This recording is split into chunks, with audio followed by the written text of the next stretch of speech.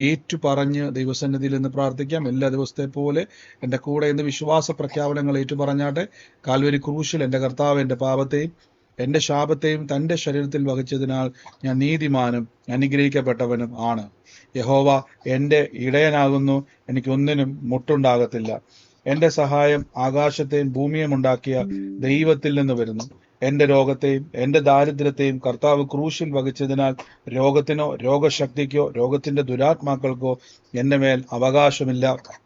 ഞാൻ ദിവ്യാരോഗ്യത്തോടെ ദീർഘായുസോടെ ഇരുന്ന് കർത്താവിന്റെ പ്രവൃത്തികളെ ഇന്ന് വർണ്ണിക്കും. ജാതികളുടെ നടുവിൽ എൻ്റെ സന്തതികളെയും വംശങ്ങളുടെ മധ്യ എൻ്റെ പ്രജയം അറിയും. എൻ്റെ തലമുറകളെ കാണുന്നവരൊക്കെയും യഹോവ അനുഗ്രഹിക്കപ്പെട്ട തലമുറ എന്ന് പറയും. പാമ്പുകളെയും തേളുകളെയും ശത്രുവിന്റെ സകല ബലത്തെയും ചവിട്ടുവാൻ കർത്താവിൽ എനിക്ക് അധികാരമുണ്ട്. ഒന്നും ഒരിക്കലും ഒരു ദോഷവും എനിക്ക് വരുത്തുകയില്ല. ഭൂലോകത്തിന്റെ അറ്റത്തോളം പോയി സകല സൃഷ്ടിയോടും ഇന്ന് സുവിശേഷം പ്രസംഗിപ്പാനും ഇന്ന് രോഗികളെ ഇന്ന് സൗഖ്യമാക്കുവാനും ഭൂതങ്ങളെ ഇന്ന് പുറത്താക്കുവാനും അത്ഭുതങ്ങളും അടയാളങ്ങളും എന്നിലൂടെ വരുവാൻ കർത്താവ് എന്നെ അഭിഷേകം ചെയ്തിരിക്കുന്നു. ആമേൻ. ദൈവത്തിന്റെ വലിയ അഭിഷേകത്തിനായി ഞാൻ ദൈവത്തെ സ്തുതിക്കുന്നു. വലിയ പ്രവൃത്തികൾക്കായി ഞാൻ കർത്താവിനെ സ്തുതിക്കുന്നു. നമുക്ക് ഒരുമിച്ച് പ്രാർത്ഥനയോടെ തന്നെ ദൈവസന്നിധിയിൽ മുന്നോട്ട് പോകാം. വലിയ നന്മകളാൽ ദൈവം നമ്മളെ നിറയ്ക്കും. ദൈവം നമുക്ക് വേണ്ടി വലിയ പ്രവൃത്തികളെ ചെയ്യുക തന്നെ ചെയ്യും. നമുക്ക് ഒരുമിച്ച് ദൈവസന്നിധിയിൽ നന്ദിയോടെ പ്രാർത്ഥിക്കാം. നന്ദിയോടെ നമുക്ക് വിശ്വാസത്തോടെ ദൈവസന്നിധിയിൽ മുന്നോട്ട് പോകാം. കഴിഞ്ഞ ദിവസങ്ങളിൽ കേട്ട വചന ചിന്ത ഓർക്കുന്ന ആരെങ്കിലും ഉണ്ടെങ്കിൽ ഒന്ന് പറഞ്ഞാട്ടെ. വചന ചിന്ത ഓർക്കുന്ന ആരെങ്കിലും ഉണ്ടെങ്കിൽ ഒന്ന് പറഞ്ഞാട്ടെ.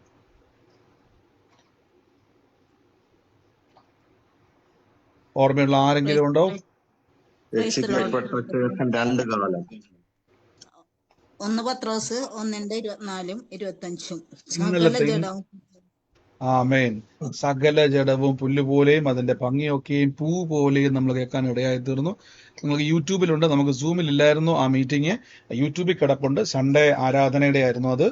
കർത്താവ് വലിയ അനുഗ്രഹമായിരുന്നു. കർത്താവ് ഇന്ന് കൃപയാൽ ദൈവം അതിന്റെ എല്ലാ മേഖലയിലും സാക്ഷ്യമാക്കുന്നതിന് നന്ദി പറയുന്നു. നമുക്കിന്ന് പ്രാർത്ഥിക്കാം. ഒരുമിച്ച് വിശ്വാസത്തോടെ നമുക്ക് മുന്നോട്ട് പോകാം. വൻ കൃപകളാൽ സ്വർഗത്തിലെ ദൈവം നമ്മളെ നിറയ്ക്കുന്നല്ലോ. വലിയ നന്മകളാൽ ദൈവം നമ്മളെ നിറയ്ക്കുന്നല്ലോ. നമുക്ക് പ്രാർത്ഥിക്കാം. ഒരുമിച്ച് വിശ്വാസത്തോടെ തന്നെ മുന്നോട്ട് പോകാം. സ്വർഗത്തിലെ ദൈവം എല്ലാ മേഖലയിലും സാക്ഷ്യമാക്കുന്ന കൃപയ്ക്ക് നന്ദി പറയുന്നു. തുടർച്ചയായിട്ട് നമുക്ക് വചനം കേൾക്കാം. ഇന്നത്തെ ആത്മീക ചിന്ത, നമ്മുടെ ജീവിതത്തിൽ നമ്മളറിയാതെ കയറിക്കൂടിയ തടസ്സങ്ങൾ നമ്മുടെ ജീവിതത്തിൽ എവിടെയെങ്കിലും ഉണ്ടെങ്കിൽ അതിനെ നീക്കം ചെയ്യുവാൻ ദൈവവചനം നമ്മളെ സഹായിക്കുന്ന ചില കാര്യങ്ങളെ പറ്റിയാണ് നമ്മൾ കേൾക്കാൻ വേണ്ടി പോകുന്നത്. വളരെ പ്രധാനപ്പെട്ട ഒരു വചന ചിന്തയാണ്. നമ്മൾ ചിലപ്പോൾ ശ്രദ്ധിക്കാതെ പോകുന്നതും നമുക്ക് മനസ്സിലാകാതെ പോകുന്നതുമായിട്ടുള്ള ചില ചിന്തകളാണിത്. നമുക്ക് അതിലേക്ക് ഇന്ന് പ്രവേശിക്കാം. സ്വർഗത്തിലെ ദൈവം നമ്മളെ സഹായിക്കുന്നല്ലോ.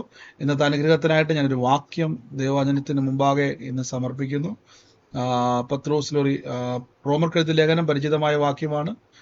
റോമാ ലേഖനത്തിന്റെ അകത്ത് അതിന്റെ 10-ാം അധ്യായത്തിന്റെ അകത്ത് നമ്മൾ എപ്പോഴും പറയുന്ന, ഞാൻ ഇന്ന് അധികം സംസാരിക്കാൻ ആഗ്രഹിക്കുന്നില്ല, വേഗത്തിൽ പ്രാർത്ഥിച്ച് അവസാനിപ്പിക്കാൻ ആഗ്രഹിക്കുകയാണ്. റോമാ ലേഖനം 10-ാം അധ്യായത്തിന്റെ 10-ാം വാക്യത്തിൽ ഇങ്ങനെ അവിടെ രേഖപ്പെടുത്തി വെച്ചിരിക്കുന്നത്, യേശുവിനെ കർത്താവ് എന്ന് വായ്കൊണ്ട് ഏറ്റു പറയുകയും ദൈവം യേശു ക്രിസ്തുവിനെ മരിച്ചവരിൽ നിന്ന് ഉയർപ്പിച്ചുവെന്ന് ഹൃദയം കൊണ്ട് വിശ്വസിക്കുകയും ചെയ്താൽ നീ രക്ഷിക്കപ്പെടും.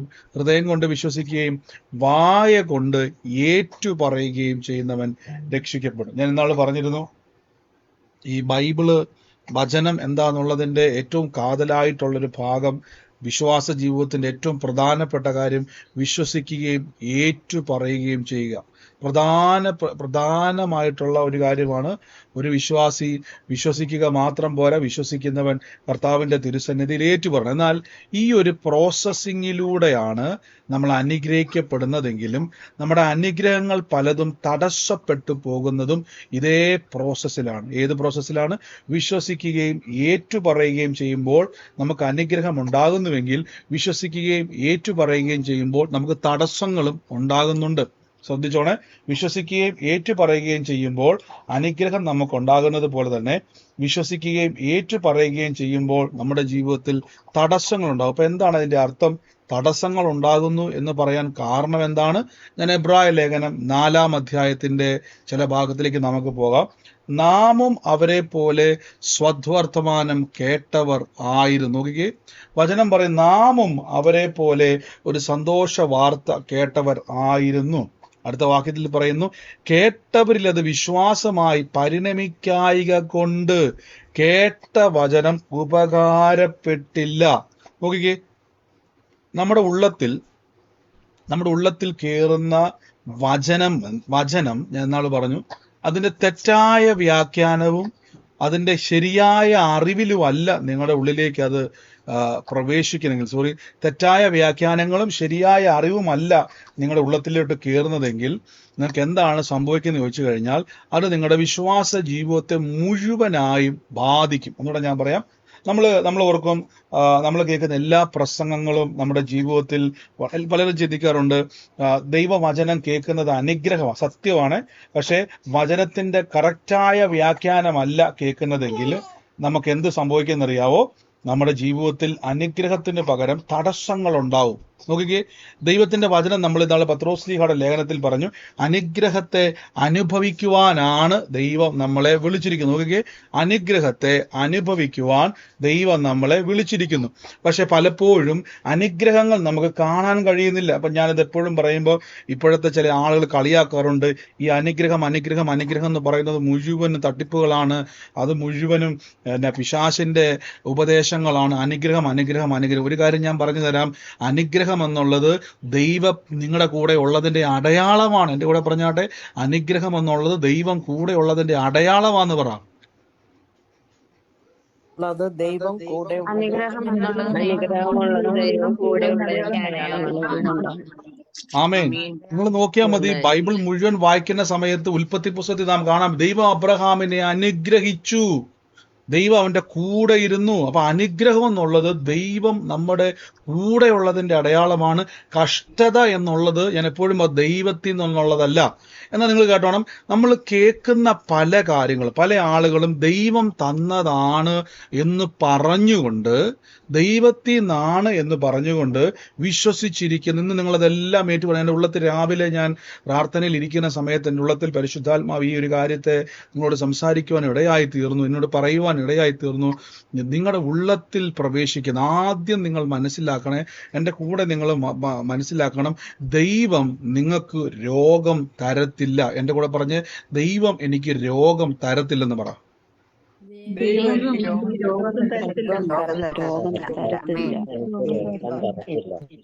ആമേൻ.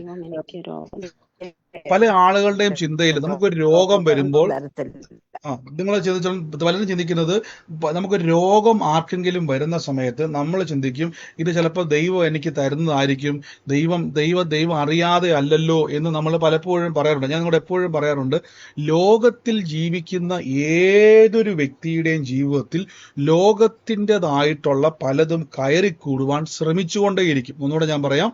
അതുകൊണ്ടാണ് യേശുക്രിസ്തു വന്ന സമയത്ത് കർത്താവ് ഇങ്ങനെ പറഞ്ഞു, മത്തായിയുടെ സുവിശേഷം കാണാപ്പാഠം അറിയിക്കേണ്ട വചനമാണ്, നിങ്ങൾ ദൈവരാജ്യം പ്രസംഗിക്കുകയും രോഗികളെ സൗഖ്യമാക്കുകയും ഭൂതങ്ങളെ പുറത്താക്കുകയും ചെയ്യണം.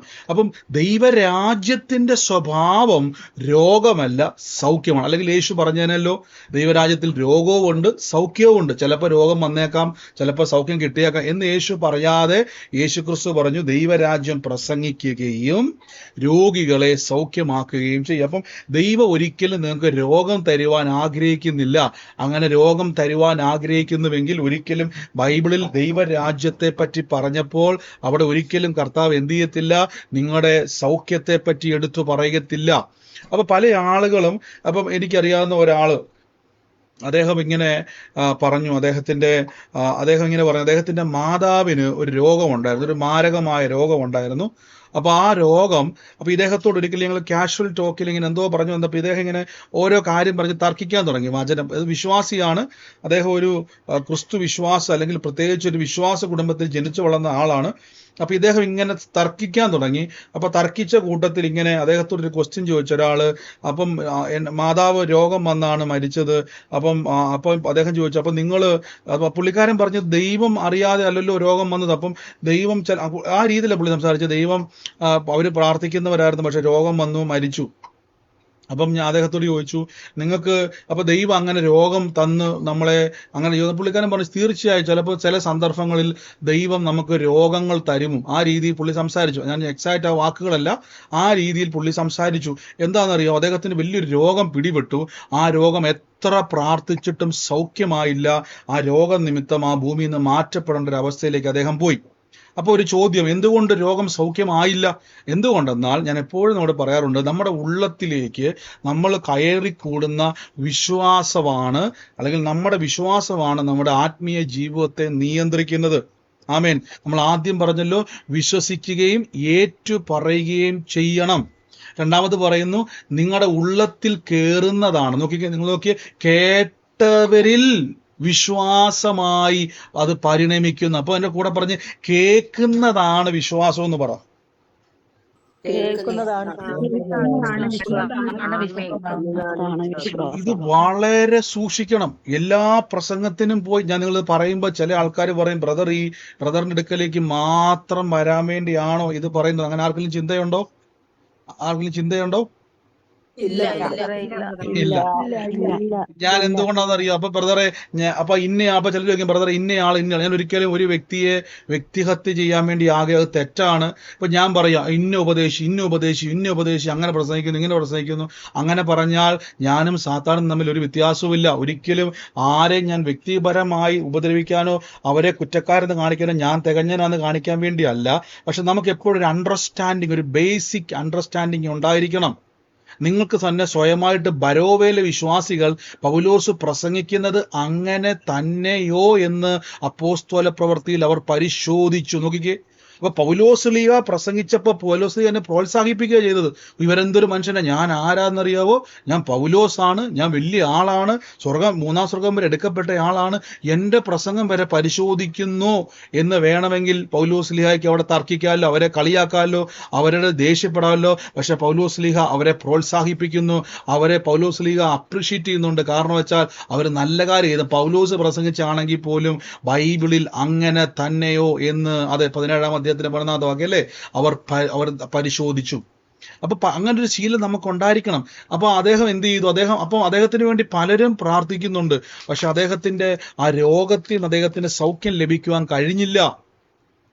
അപ്പൊ ആൾക്കാർ ചിന്തിക്കും, എന്തുകൊണ്ട് ആ രോഗം മാറിയില്ല? കാരണം അദ്ദേഹം വിശ്വാസ കാലഘട്ടത്തിൽ അദ്ദേഹം വിശ്വസിച്ചു, ദൈവം എനിക്ക് രോഗം തരുമെന്ന് വിശ്വസിച്ചു. അപ്പൊ ദൈവം നമുക്ക് രോഗം തരുമെന്ന് വിശ്വസിച്ചാൽ അതെന്താ സംഭവം എന്നറിയാവോ? നിങ്ങളുടെ ഉള്ളത്തിൽ, ബൈബിൾ നോക്കി, അത് വിശ്വാസമായി പരിണമിക്കും. ഈ പരിണമിക്കും എന്നുള്ള വാക്കിന് നല്ലൊരു മലയാളം എന്ന് പറയാവോ? ഒരു ലോക്കൽ മലയാളം എന്ന് പറഞ്ഞു, ഈ പണ്ഡിതന്മാരുടെ ഭാഷയല്ലാതെ. മാറ്റും. അതിലേക്ക് മാറും.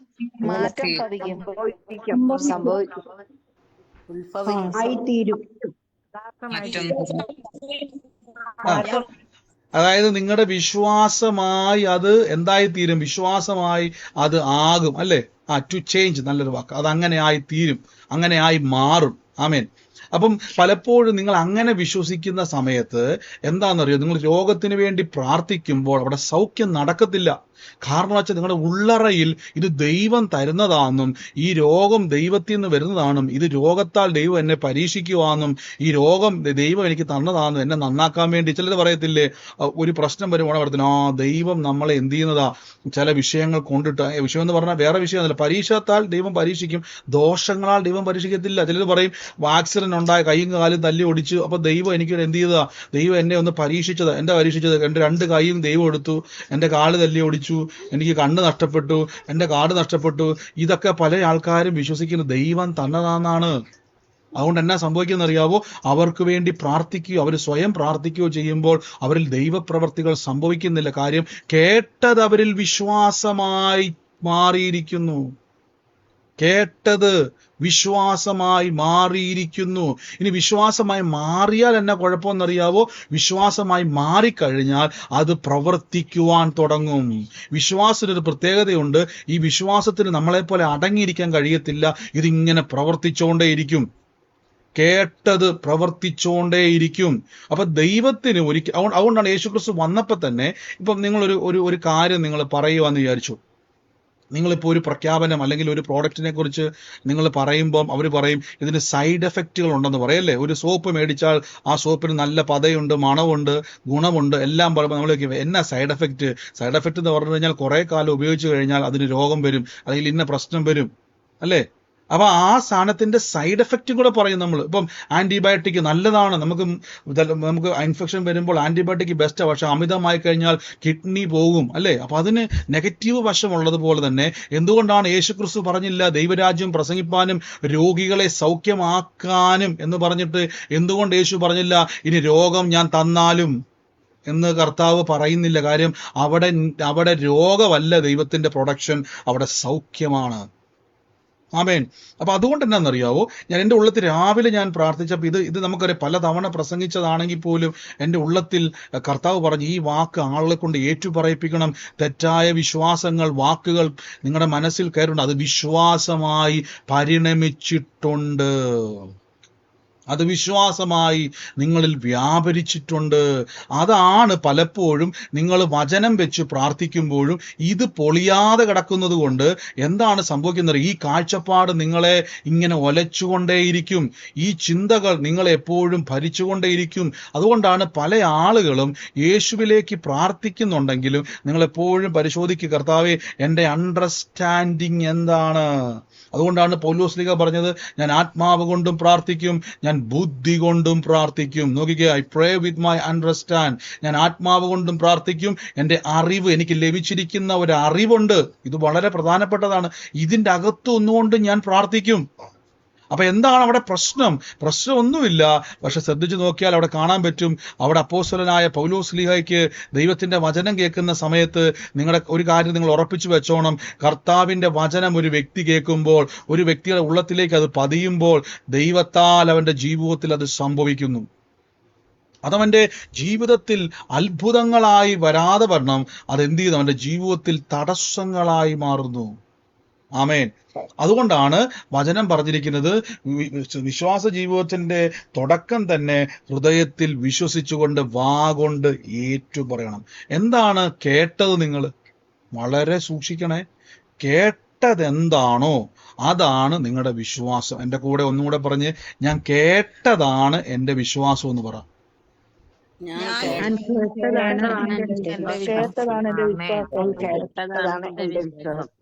അപ്പൊ സൂക്ഷിക്കണം, നിങ്ങൾ എന്താണ് കേൾക്കുന്നതെന്ന് എപ്പോഴും സൂക്ഷിക്കണം. ഞാൻ പല പ്രസംഗങ്ങളും കേൾക്കുമ്പോൾ എനിക്ക് വളരെ ഇറിറ്റേറ്റഡ് ആകാറുണ്ട്. അപ്പൊ എന്നോടൊരു ബ്രദർ പറഞ്ഞു, സഹോദര നിങ്ങൾക്ക് ചിലപ്പം നെഗളം ഉള്ളത് കൊണ്ടായിരിക്കാം, ഉദാഹരണം അതാ പറഞ്ഞത്, ചിലപ്പോൾ നിങ്ങൾ വലിയ ആളാന്നുള്ള ചിന്ത കൊണ്ടായിരിക്കാം, നിങ്ങൾക്ക് ചിലപ്പോൾ അദ്ദേഹത്തെ അംഗീകരിക്കാൻ പറ്റാത്തത് കൊണ്ടായിരിക്കാം നിങ്ങളുടെ മനസ്സിൽ എന്ത് ചെയ്യുന്നത്, ആ ഒരു പ്രസംഗിക്കുന്ന സമയത്ത് നിങ്ങൾക്ക് ഇറിറ്റേഷൻ ഉണ്ടാകുന്നത്. ഇൻഡയറക്റ്റ് ആയിട്ട് അദ്ദേഹം ചിന്തിച്ചാണ് ചിലപ്പോൾ ദുരാത്മാവുള്ള കൊണ്ടായിരിക്കാം. അല്ല, നിങ്ങളുടെ അകത്തൊരു അണ്ടർസ്റ്റാൻഡിങ് ഉണ്ടെങ്കിൽ നിങ്ങൾക്ക് അതിന് വിപരീതമായ വ്യാഖ്യാനം കേൾക്കുമ്പോൾ നിങ്ങൾക്ക് ഇരിക്കാൻ കഴിയത്തില്ല. എന്തുകൊണ്ടെന്നാൽ നിങ്ങളുടെ അകത്തത് വിശ്വാസമായി മാറിയത് കൊണ്ട് ആ വിശ്വാസത്തിന് വിപരീതമായി വരുമ്പോൾ അത് പ്രതികരിക്കും. ഞാൻ പറഞ്ഞല്ലോ, വിശ്വാസത്തിന് ജീവനുണ്ട്. ഇത് മലകളെ നീക്കുന്നതാണ്, മരിച്ചതിനെ ഉയർപ്പിക്കുന്നതാണ്, ഭൂമിയിൽ കെട്ടിയാൽ സ്വർഗത്തിൽ കെട്ടുവാൻ ശക്തിയുള്ളതാണ്, ഭൂമിയിൽ അഴിച്ചാൽ സ്വർഗത്തിൽ അഴിക്കുവാൻ ബലമുള്ളതാണ് നിങ്ങളുടെ വിശ്വാസം. വളരെ പ്രധാനപ്പെട്ടതാണ്. അപ്പൊ ഇത് ഒരു വ്യക്തിക്കുള്ളിൽ പ്രവർത്തിക്കുവാൻ തുടങ്ങിക്കഴിഞ്ഞാൽ, ഇതിന് വിപരീതമായത് കയറിക്കഴിഞ്ഞാൽ ഇത് പ്രതികരിക്കുവാൻ തുടങ്ങും. നമ്മുടെ ശരീരത്തിൽ ഒരു ഇമ്മ്യൂണൈസേഷൻ സിസ്റ്റം ഉണ്ടല്ലേ, അതിന് നമ്മുടെ ശരീരത്തിൽ രോഗം വരുമ്പോൾ പെട്ടെന്ന് നമുക്ക് ബുദ്ധിമുട്ട് വരുമ്പോഴേക്കും ഇത് പ്രവർത്തിക്കാൻ തുടങ്ങും. ആരും കമാൻഡ് കൊടുക്കണ്ടല്ലേ. നമ്മുടെ ശരീരത്തിൽ പ്രത്യേകിച്ച് നമ്മൾ പറയണ്ട എനിക്ക് രോഗം വരുന്നുണ്ട്, എൻ്റെ ഇമ്മ്യൂണൈസേഷൻ സിസ്റ്റം മൊത്തം സ്റ്റാർട്ട് ആയിക്കോട്ടെ, ആ സിസ്റ്റം മൊത്തവും റെഡി ആകട്ടെ, അറ്റാക്ക് ചെയ്യട്ടെ, ഒന്നും പറയണ്ട. ഓട്ടോമാറ്റിക് ആയിട്ട് അത് എന്ത് ചെയ്യും? ആ സിസ്റ്റം പ്രവർത്തിക്കുവാൻ തുടങ്ങും. അത് പ്രവർത്തിക്കുവാൻ തുടങ്ങും. രോഗത്തിന്റെ സെല്ലുകളെ അത് നശിപ്പിക്കുവാൻ ശ്രമിക്കും. എന്തുകൊണ്ടെന്നാൽ അതങ്ങനെയാണ്. അതുപോലെ തന്നെ നിങ്ങളുടെ വിശ്വാസം വളരെ സൂക്ഷിക്കണേ. ആമേൻ. നിങ്ങൾ എപ്പോഴും മനസ്സിലാക്കിക്കോണം, നിങ്ങൾ കേട്ടതാണ് നിങ്ങളുടെ വിശ്വാസം. അതുകൊണ്ട് എപ്പോഴും ഓർത്തോണം, ഏതെങ്കിലും വിഷയത്തിൻ്റെ അകത്ത് ആരുടെ ഉള്ളത്തിലെങ്കിലും, ഞാൻ ഈ രോഗം ഒരു ഉദാഹരണം പറഞ്ഞത് എൻ്റെ മനസ്സിലത് വന്നുകൊണ്ടാണ്. അപ്പം ആ മനുഷ്യന് വേണ്ടി പ്രാർത്ഥിച്ചിട്ട് രോഗസൗഖ്യം നടക്കുന്നില്ല. രണ്ടാമത് അദ്ദേഹം രോഗസൗഖ്യം ചെയ്യുന്ന ആൾക്കാരെയൊക്കെ വിമർശിക്കും, ഇതൊക്കെ തട്ടിപ്പാണ്, ഇതൊക്കെ കള്ളത്തരം. കാര്യം അദ്ദേഹത്തിന്റെ മനസ്സിൽ ദൈവത്തിൽ നിന്ന് രോഗം വരുമെന്ന് വിശ്വസിക്കുന്ന ആളാണ്. ദൈവം ചിലപ്പോൾ രോഗം തരും, ദൈവം ചിലപ്പം പ്രതിസന്ധികൾ തരും. ഒരു കാര്യം നിങ്ങൾ എപ്പോഴും ഓർത്തോണേ, നിങ്ങളുടെ അകത്തേക്ക് ഒരു അണ്ടർസ്റ്റാൻഡിങ്. ലോകത്തിൽ ഇപ്പം നമ്മൾ കഴിഞ്ഞ ദിവസങ്ങളിൽ കണ്ടു സുവിശേഷ വിരോധികൾ, സുവിശേഷം പറയുന്ന സുവിശേഷകരെയും കന്യാസ്ത്രീമാരെയും പാസ്റ്റർമാരെയും ബ്രദർമാരെയും ഒക്കെ ഉപദ്രവിക്കാൻ വേണ്ടി എന്ത് ചെയ്യുക? ഇവരിങ്ങനെ തുനിഞ്ഞിറങ്ങി വലിയ പ്രശ്നങ്ങൾ ലോകത്തിൽ സൃഷ്ടിച്ചുകൊണ്ടിരിക്കുക. ഈ വിഷയങ്ങൾ ലോകത്തിൽ സംഭവിച്ചുകൊണ്ടിരിക്കുക. അപ്പം ഈ ദിവസങ്ങളിൽ നിങ്ങൾ കർത്താവിന്റെ നാമത്തിൽ നിൽക്കുമ്പോൾ, നമ്മുടെ ഇടയിൽ ഈ ലോകത്തിൽ ജീവിക്കുമ്പോൾ ഇതിങ്ങനെ വെല്ലുവിളികൾ ഉണ്ടായിക്കൊണ്ടേയിരിക്കും. നമുക്ക് വെല്ലുവിളി ഉണ്ടായിക്കൊണ്ടേയിരിക്കും. അപ്പൊ ലോകത്തിനൊരു സിസ്റ്റം എപ്പോഴും ഉണ്ട്. ഇതിന്റെ അകത്തുനിന്ന് പലതും നമ്മുടെ ജീവിതത്തിൽ കയറിക്കൂടാൻ തുടങ്ങുമ്പോൾ നിങ്ങൾ അതിനെല്ലാം ആമേൻ പറഞ്ഞിടുക. ഇത് ദൈവം തന്നതാണ്, ഇത് ദൈവത്തിൽ നിന്നുള്ളതാണെന്ന് പറയുമ്പോൾ ഒരു കാര്യം ഉറപ്പിച്ചു, അത് നിങ്ങളുടെ വിശ്വാസമായി തീർന്നു. വിശ്വാസത്തിന്റെ ഒരു പ്രത്യേകത ഉണ്ട്, ഇതിന് പ്രവൃത്തിയുണ്ട്. അതുകൊണ്ടാണ് യേശു പറഞ്ഞത്, നിന്റെ വിശ്വാസം പോലെ നിനക്ക് ഭവിക്കട്ടെ. ആ മനുഷ്യൻ പറഞ്ഞു, ആ ശതാധിപൻ പറഞ്ഞു, കർത്താവേ, നീ എൻ്റെ പെരക്കകത്ത് വരുവാൻ ഞാൻ യോഗ്യനല്ല, പക്ഷെ നീ ഒരു ഒറ്റ വാക്ക് കൽപ്പിച്ചാൽ എൻ്റെ ബാല്യക്കാരന് കിലോമീറ്റർ അപ്പുറേ അവന് സൗഖ്യം ലഭിക്കും. അപ്പൊ വിശ്വാസത്തിന്റെ ശക്തി കൊണ്ട് എത്ര ദൂരത്തിലിരിക്കുന്ന വ്യക്തിയെ തൊടാൻ കഴിയും, എത്ര പ്രതിസന്ധിക്കകത്തിരിക്കുന്ന വ്യക്തിയെ വിടിവിക്കുവാൻ കഴിയും. ഏത് പ്രതികൂലത്തിലും അത്ഭുതങ്ങൾ നടക്കും. പക്ഷേ ഒരു കാര്യം ഓർത്തോണേ, തെറ്റായ വ്യാഖ്യാന വിശ്വാസങ്ങൾ നിങ്ങളുടെ അനുഗ്രഹത്തെ തടസ്സപ്പെടുത്തും. നിങ്ങൾ ആദ്യം മനസ്സിലാക്കണം, പുതിയ നിയമ വിശ്വാസി, ആദ്യം ഞാൻ എടുത്തു പറയാൻ കാരണം, പഴയ നിയമത്തിലെ വിശ്വാസി വേറെയാണ്, പുതിയ നിയമത്തിലെ വിശ്വാസി രണ്ടും ഒന്നല്ല, രണ്ടും രണ്ടാണ്, രണ്ടും ഒന്നല്ല. യേശു ക്രിസ്തുവിൽ വിശ്വസിക്കുന്നവൻ മക്കളും പഴയ നിയമത്തിൽ ദാസന്മാരുമാണ്. അപ്പൊ പുതിയ നിയമ വിശ്വാസികൾ, നിങ്ങൾ ബൈബിള് വായിച്ചിട്ട് ബൈബിളിൽ പുതിയ നിയമത്തിൽ ദൈവരാജ്യത്തിൽ എന്തെല്ലാം ഉണ്ടോ അത് മുഴുവനും എനിക്കുള്ളതാണും അതിന് വിപരീതമായി ഏതെങ്കിലും മനസ്സിൽ കയറി കൂടിയിട്ടുണ്ടോ? ചിലരിങ്ങനെ പറയാറില്ലേ, ചിലരിങ്ങനെ ചിന്തിക്കുക. നമ്മുടെ ചിന്ത എന്ന് പറഞ്ഞാൽ, നിങ്ങളിപ്പം ഈ യേശുക്രിസ്തു ഭൂമിയിലേക്ക് വന്നു, യേശുക്രിസ്തു ഭൂമിയിൽ വന്ന് ശുശ്രൂഷിക്കുന്ന സമയത്ത് ഇത്രയും ദൈവപ്രവർത്തികൾ ലോകത്തിൽ നടന്നിട്ടും അവർ യേശുവിനെ അംഗീകരിക്കുന്നില്ല. ലോകം അങ്ങനെയാണ്. നമ്മൾ ലോകത്തെ വിശ്വസിപ്പിക്കാൻ നടക്കുന്നവരല്ല, നാം ദൈവരാജ്യത്തെ പ്രസംഗിക്കുവാനുള്ളവരാണ്. അപ്പോൾ നിങ്ങളുടെ ഉള്ളത്തിൽ തെറ്റായിട്ടുള്ള വ്യാഖ്യാനങ്ങൾ ഏതെങ്കിലും രീതിയിൽ കിടപ്പുണ്ടെങ്കിൽ, ചിലര് ഞാൻ പറഞ്ഞില്ലേ, ഞാനിപ്പോൾ മനസ്സിലാക്കുന്ന, നമുക്ക് പെട്ടെന്ന് നമ്മളുമായിട്ട് റിലേറ്റ് ചെയ്യാൻ പറ്റുന്ന ചില ഉദാഹരണങ്ങളാണ് പറയുന്നത്. ചിലർ ചിന്തിക്കാറുണ്ട്, ഈ സാമ്പത്തിക അനുഗ്രഹം ഉള്ളത് കൊണ്ട് മതി.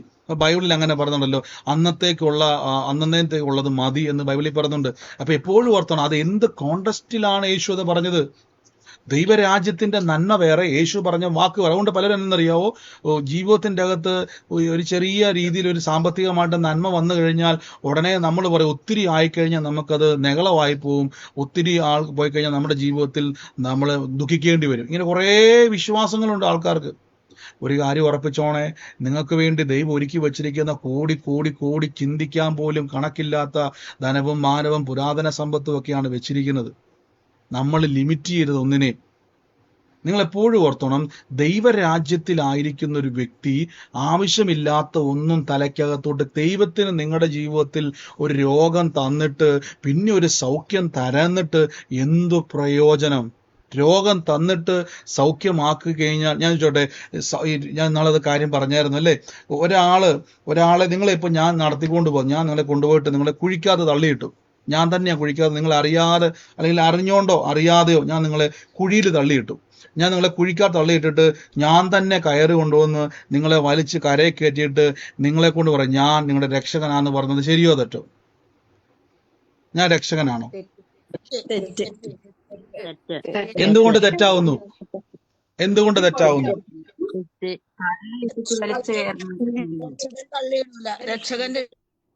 രക്ഷകൻ എന്ന് പറഞ്ഞാൽ കുഴിയിൽ തള്ളിയിട്ടിട്ട് വലിച്ചു കയറ്റുന്ന ആളല്ല രക്ഷകൻ. രക്ഷകൻ എന്ന് പറഞ്ഞാൽ കുഴിയിൽ പോയവനെ വലിച്ചു കയറ്റുന്നവനാ രക്ഷകൻ. അപ്പൊ ദൈവം നിങ്ങൾക്ക് രോഗം തന്നിട്ട് സൗഖ്യമാക്കുന്നുവെങ്കിൽ രോഗം തരാതിരുന്നാ പോരെ? ഹല്ലേലൂയ. അപ്പൊ ആളുകൾ പൊതുവെ, ഞാൻ ഈ രോഗസൗഖ്യം മാത്രം എന്ന് പറയാൻ കാര്യം, നമ്മൾ ഇവിടെ റിലേറ്റ് ചെയ്യാൻ വേണ്ടി, വേറെ ഏതെങ്കിലുമൊക്കെ മനസ്സിൽ നിങ്ങളുടെ കയറിക്ക് വേണ്ടി വേറെ ഒന്നും വായി വരുന്നില്ല. ഏതെങ്കിലും നിങ്ങളുടെ മനസ്സിലുണ്ടെങ്കിൽ അതെല്ലാം ഇന്ന് ഏറ്റു പറയണം. കർത്താവെ, അനാവശ്യമായ എൻ്റെ ഉള്ളത്തിൽ വിശ്വാസമായി മാറി, അത് വിശ്വാസമായി, അതുകൊണ്ട് പറഞ്ഞത് അത് കേൾക്കുന്നത് വിശ്വാസമായി പരിണമിക്കുന്നു, കേട്ടത് അവർക്ക് വിശ്വാസമായി മാറിയിരിക്കുന്നു. അത് ശാപമായി നിങ്ങൾക്ക് മാറും, അത് രോഗമായി നിങ്ങൾക്ക് മാറും. അതുകൊണ്ട് പ്രാർത്ഥിച്ചാലും മാറത്തില്ല ചിലത്. ഈ രോഗസൗഖ്യത്തെയും കൃപാവരങ്ങളെയും കുറ്റം പറഞ്ഞ ആൾക്കാരുണ്ട്. ഇപ്പം രോഗസൗഖ്യമൊക്കെ തട്ടിപ്പാന്ന് പറഞ്ഞ ആൾക്കാരുണ്ട്. അവരെന്നാ സംഭവിക്കുന്ന അറിയാവോ? അവർക്ക് രോഗം വന്നാൽ അവർക്ക് വേണ്ടി പ്രാർത്ഥിച്ചാൽ രോഗസൗഖ്യം മാറത്തില്ല. അവരെന്ത് ചെയ്യണമെന്നറിയാവോ? ദൈവസന്നിധിയിൽ ചെയ്ത തെറ്റുകൾ ഏറ്റുപറയണം. എന്താ തെറ്റ്? കൃപാവരങ്ങളെ ദൈവപ്രവർത്തിക്കുകയും വിരോധമായി സംസാരിച്ചു. അതുകൊണ്ടാണ് ഞാൻ എപ്പോഴും പറഞ്ഞത്, ഫേസ്ബുക്കിലും സോഷ്യൽ മീഡിയയിലും ഒക്കെ ദൈവദാസന്മാരെയൊക്കെ കളിയാക്കുന്ന വീഡിയോ കണ്ടു കഴിഞ്ഞാൽ, അത് കണ്ട് രസിക്കാൻ പോയി കഴിഞ്ഞാൽ അത് നിങ്ങളുടെ ഉള്ളിലേക്ക് പ്രവേശിക്കും. സാത്താന്റെ ഇഷ്ടം നിങ്ങൾ അത് കണ്ട് ചിരിക്കുക എന്നുള്ളതാണ്. അതിൽ വിജയിച്ചാൽ ആരൊക്കെയാണോ ചിരിച്ചത് അവർ എല്ലാം മേൽ അതിന്റെ മേലെന്ത് വരും? ന്യായവിധി വരും. എന്നാ തെളിവെന്നറിയാവോ? ദൈവം നീതീകരിച്ചതിനെ ആര് കുറ്റം വിധിക്കുന്നു? കണ്ടോ? ആമേൻ. അപ്പൊ എപ്പോഴും നിങ്ങൾ ഓർത്തോണം, നിങ്ങൾ ഈ ദിവസങ്ങളിൽ തെറ്റായ വിശ്വാസം നിങ്ങളുടെ ഉള്ളത്തിൽ ഉണ്ടെങ്കിൽ നിങ്ങളുടെ അനുഗ്രഹത്തെ അത് തടസ്സപ്പെടുത്തും. അത് തന്നെ, വീഴാതെ വണ്ണം സൂക്ഷിക്കുന്ന ആളാണ് രക്ഷകൻ. ആമേൻ. അപ്പോൾ നിങ്ങൾ എപ്പോഴും ഓർത്തോണം, നിങ്ങൾക്കൊരു പ്രശ്നം തന്നിട്ട് രക്ഷിക്കുന്ന ആളെ രക്ഷകന് വിളിക്കാൻ പറ്റത്തില്ല. നമ്മളതിനെ വിളിക്കുന്ന എന്നാ ഒന്ന് പറഞ്ഞ്, ലോക്കൽ ആയിട്ട് ആരും പറയരുതേ. എന്നാണ് വിളിക്കുന്നത്? ഒരു പ്രശ്നം തന്നിട്ട് നിങ്ങളെ രക്ഷിക്കുന്നവൻ ആരാ? നായകനാണോ വില്ലനാണോ?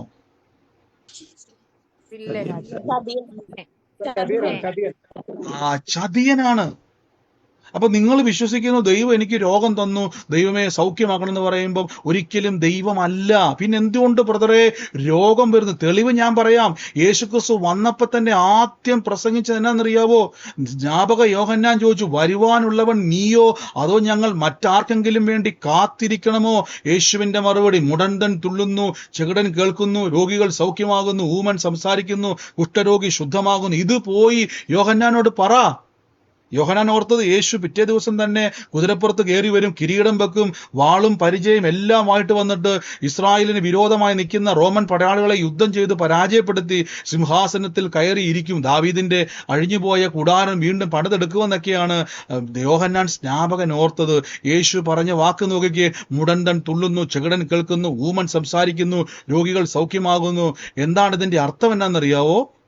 ദൈവരാജ്യത്തിന്റെ ശക്തിയെ ലോകത്തിൽ വെളിപ്പെടുത്തുവാനാണ്. ഇതാണ് ദൈവം, ഇതാണ് ദൈവത്തിന്റെ പർപ്പസ്, ഇതാണ് ദൈവഹിതം, ഇതാണ് ദൈവത്തിൽ നിന്നുള്ളതെന്ന് കാണിക്കാൻ വേണ്ടിയാ. അപ്പൊ നമ്മൾ വിശ്വസിക്കുകയാണ്, ഈ രോഗം ദൈവം അറിയാതെയൊന്നും അല്ലല്ലോ, ദൈവം തന്നതാണല്ലോ എന്നൊക്കെ നമ്മൾ പറയുമ്പോൾ അതെന്റെ നിങ്ങളുടെ ഉള്ളിൽ വിശ്വാസമായി മാറിയിരിക്കുന്നു. അങ്ങനെ വിശ്വാസമായി ഇരിക്കുമ്പോൾ എന്നാ സംഭവിക്കുന്ന അറിയാവോ? നിങ്ങൾ രോഗസൗഖ്യത്തിന് വേണ്ടി പ്രാർത്ഥിക്കുമ്പോൾ ഈ വിശ്വാസം നിങ്ങളുടെ അനുഗ്രഹത്തെ ബ്ലോക്ക് ചെയ്യും. നിങ്ങളത് എങ്ങനെ ബ്ലോക്ക് ചെയ്യുന്നറിയാവോ? നിങ്ങളുടെ ചിന്തയിൽ ഇത് ദൈവം തന്നതാണല്ലോ, അപ്പൊ ദൈവം തന്നതായതുകൊണ്ട് അതിൻ്റെ അകത്തുണ്ടാകുന്ന നഷ്ടമെല്ലാം ദൈവത്തിൽ നിന്നുള്ളതാണ്. അപ്പോൾ നിങ്ങളുടെ ഉള്ളത്തിൽ ഇങ്ങനെ വിശ്വസിച്ചിരിക്കുമ്പോൾ എന്താ സംഭവിക്കുന്നത് അറിയാവോ? ദൈവം രോഗം തരുമെങ്കിൽ അത് നിങ്ങളുടെ രോഗത്തിലേക്ക് കൊണ്ടുവന്ന് എത്തിച്ചിട്ട് നിങ്ങളെ അതിങ്ങനെ ഒലയ്ക്കുവാൻ തുടങ്ങും. ഇന്ന് മുതൽ പറയണം, ദൈവം രോഗം തരുന്ന ദൈവമല്ല. ഉദാഹരണം ഞാൻ പറയാം. ഇയ്യോബിന്റെ ശോധനയെ പറ്റി പഴയ നിയമത്തിൽ വായിക്കുന്ന സമയത്ത് ഇയ്യോബ് നല്ല ഒന്നാന്തരം മിടുക്കനായിട്ട് അവിടെ ഇരുന്നത്. തമ്പുരാൻ വേലിയെ കെട്ടി നന്നായിട്ട് സൂക്ഷിച്ചു. സാത്താൻ അവനെ തൊട്ടപ്പോൾ, അവന്റെ ശരീരത്തെ തൊട്ടപ്പോൾ എന്താ അവൻ ആദ്യം സംഭവിച്ചത്? എന്താ സംഭവിച്ചത്?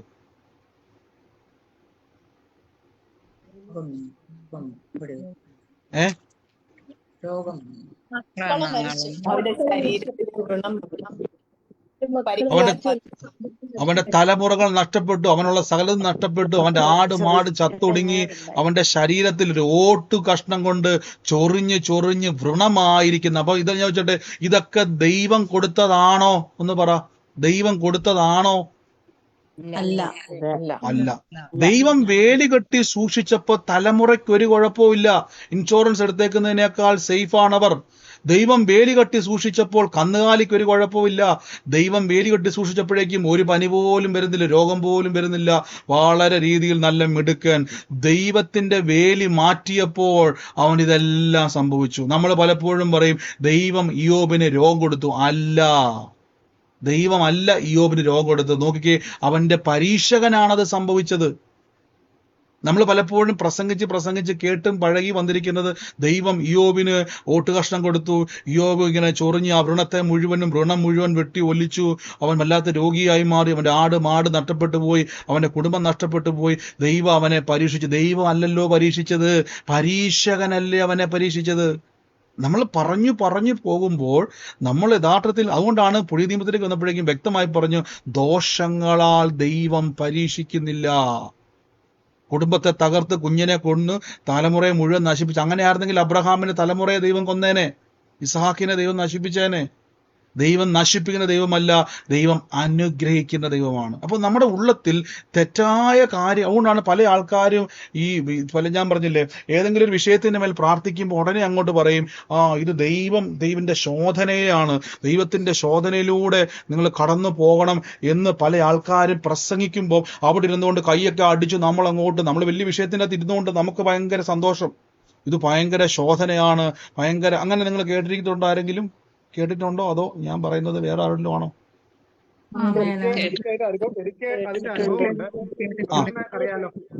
അതെ അതെ അതെ. അപ്പൊ നിങ്ങൾ അത് കൈയടിച്ചു നിങ്ങൾ പോകുമ്പോൾ നിങ്ങളുടെ ഉള്ളത്തിൽ അത് വിശ്വാസമായി പരിണമിക്കുന്നു.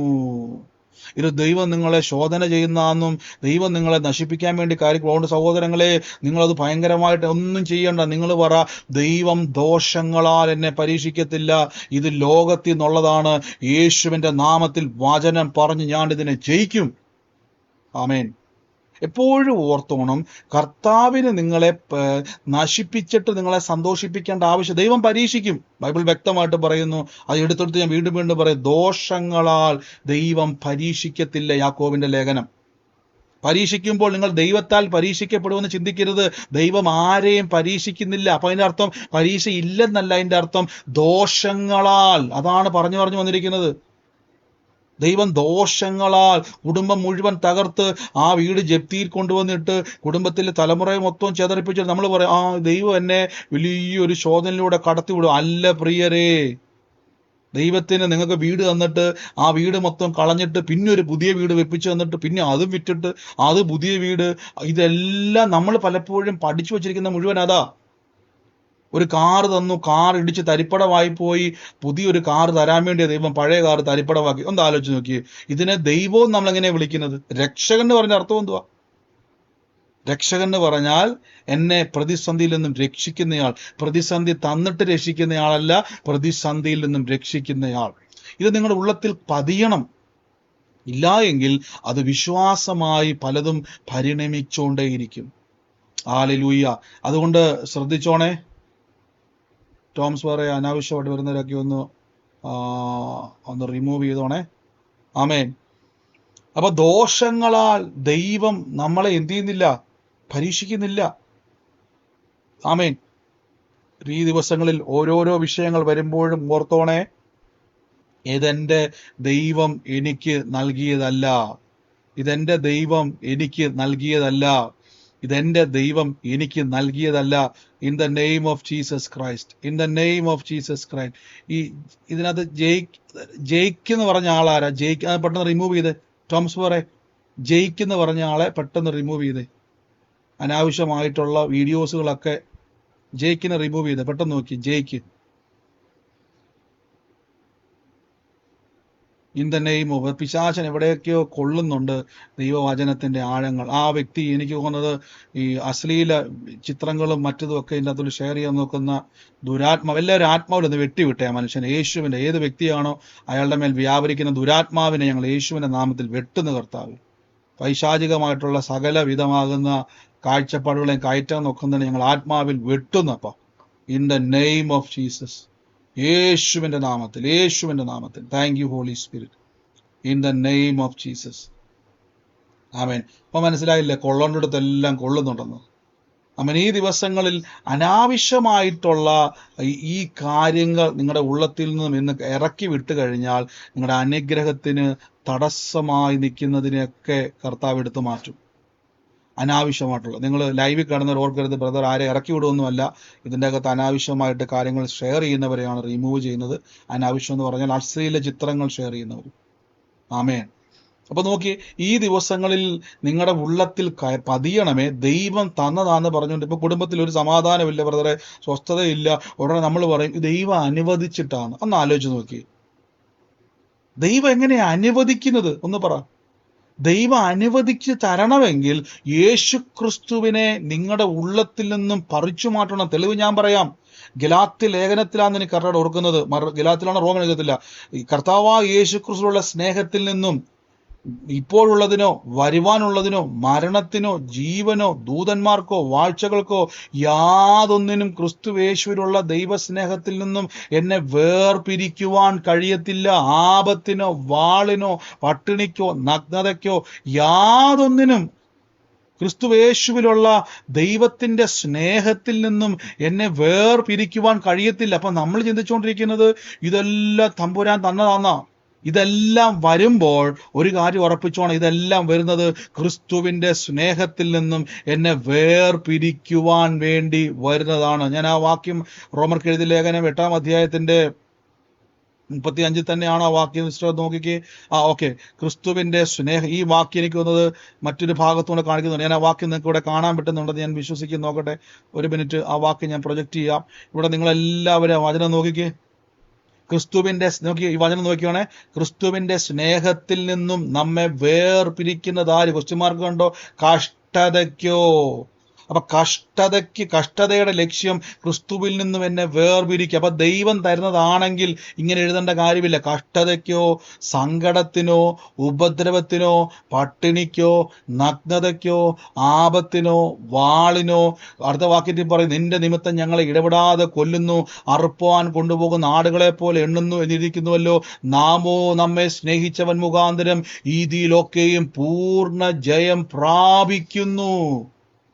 മരണത്തിനോ ജീവനോ ദൂതന്മാർക്കോ വാഴ്ചകൾക്കോ അധികാരത്തിനോ ഇപ്പോഴുള്ളതിനോ വരുവാനുള്ളതിനോ ഉയരത്തിനോ ആഴത്തിനോ മറ്റ് യാതൊരു സൃഷ്ടിക്കും ദൈവ സ്നേഹത്തിൽ നിന്ന് തന്നെ വേർപിരിക്കാൻ കഴിയത്തില്ല. അപ്പൊ ഞാൻ ചോദിച്ചാൽ ഇത്രയും കേട്ടതിന്റെ അകത്തുനിന്നും കഷ്ടതയും സങ്കടവും ഉപദ്രവവും പട്ടിണിയും നഗ്നതയും ആപത്തും ഒക്കെ വരുമ്പോൾ നമ്മൾ പഠിച്ചേക്കുന്നത് എന്തുവാണെന്നറിയാവോ? ഇതെല്ലാം ദൈവം എന്നെ പരീക്ഷിക്കുവാണ്, ശോധനകളാണ്. ഞാൻ ചോദിച്ചോട്ടെ, ബൈബിൾ എന്താ പറയുന്നത്? നമ്മെ സ്നേഹിച്ചവൻ മുഖാന്തരം ഇതിലൊക്കെ പൂർണ്ണ ജയം. അപ്പൊ ഞാൻ ചോദിച്ചോട്ടെ, ദൈവം തരുന്നതാണെങ്കിൽ നമ്മൾ ദൈവത്തെയാണോ ജയിക്കാൻ പറഞ്ഞിരിക്കുന്നത്? ഒന്ന് നോക്കിക്കാണോ? ഇത് ദൈവം തരുന്നതാണെങ്കിൽ നമ്മൾ ദൈവത്തെയാണോ ജയിക്കാൻ പറയുന്നത്? അല്ല അല്ല, പിശാചിനെ. ഇതിലൊക്കെയും പൂർണ്ണ ജയം പ്രാപിച്ചിരിക്കുന്നു എന്ന് പറയുമ്പോ അതിന്റെ അർത്ഥം നിങ്ങൾ ആരെ അപ്പൊ ജയിക്കേണ്ടത്? ദൈവത്തെയാണോ അതോ ലോകത്തെയാണോ? ലോകത്തെ. കണ്ടോ? പക്ഷെ പലപ്പോഴും നമുക്ക് പറ്റിപ്പോയത് കുഴപ്പമെന്ന് വെച്ച് കഴിഞ്ഞാൽ, ഇതൊക്കെ നമ്മുടെ ജീവിതത്തിൽ കഷ്ടതയും സങ്കടവും ഉപദ്രവവും പട്ടിണിയൊക്കെ വരുമ്പോൾ, നഗ്നതയും ആപത്തും ഒക്കെ വരുമ്പോഴേക്കും നമ്മൾ പറയും, ഓ ഇത് ദൈവം അറിയാതെ ഒന്നും അല്ലല്ലോ ബ്രദറെ, ദൈവം അറിഞ്ഞുകൊണ്ടാണ്. ആ വാക്കിന് അർത്ഥം മനസ്സിലായി? ദൈവം അറിയാതെ അല്ലല്ലോ എന്ന് പറഞ്ഞാൽ ദൈവം അറിഞ്ഞോണ്ടാന്നല്ലേ അതിന്റെ അർത്ഥം. ഉടനെ നമ്മൾ പറയും, ദൈവം അറിഞ്ഞോണ്ടാ ഇതെല്ലാം. ദൈവം അറിയാതെയാണല്ലോ ബ്രദർ ഇതെല്ലാം വന്നിരിക്കുന്നത്. അപ്പം ഇത് നമുക്ക് അങ്ങനെയാണ് ഇങ്ങനെയാണ് അങ്ങനെയാണ്. അപ്പൊ പ്രസംഗം വന്നിട്ട് ഭയങ്കര പ്രസംഗം. സഹോദരി, നമ്മൾ കടന്നു പോകുന്ന കഷ്ടതയിലാണോ ഉപദ്രവത്തിലാണോ? ദൈവം അറിയാതെ അല്ല. അതിനർത്ഥം ദൈവം അറിയാതെ ദൈവം തന്നതെന്ന് എൻ്റെ അർത്ഥം. ദൈവം എല്ലാം അറിയുന്നുണ്ട് കേട്ടോ എന്ന് പറഞ്ഞുകൊണ്ട് നമ്മൾ കൈയടിക്കരുത്. ദൈവം അറിയുന്നുണ്ട്, സത്യമാണ്. ദൈവം എല്ലാം അറിയുന്നുണ്ട്. തമ്പുരാൻ എന്നോട് പറയുന്നു, നമ്മെ സ്നേഹിച്ചവൻ മുഖാന്തരം പൂർണ്ണ ജയം അതിൻ്റെ അകത്തുണ്ട്. നമുക്ക് ജയിക്കുവാൻ ശക്തിയുണ്ട്. നമുക്ക് പറയണം, വചനം കൊണ്ട് പറയണം, കഷ്ടതയെ യേശു ക്രൂശിൽ വഹിച്ചതാണ്, സങ്കടത്തെ യേശു ക്രൂശിൽ മാറ്റിയതാണ്, ഉപദ്രവത്തെ യേശു ക്രൂശിൽ മാറ്റിയതാണ്, പട്ടിണിയും ദാരിദ്ര്യവും യേശു ക്രൂശിൽ മാറ്റിയതാണ്.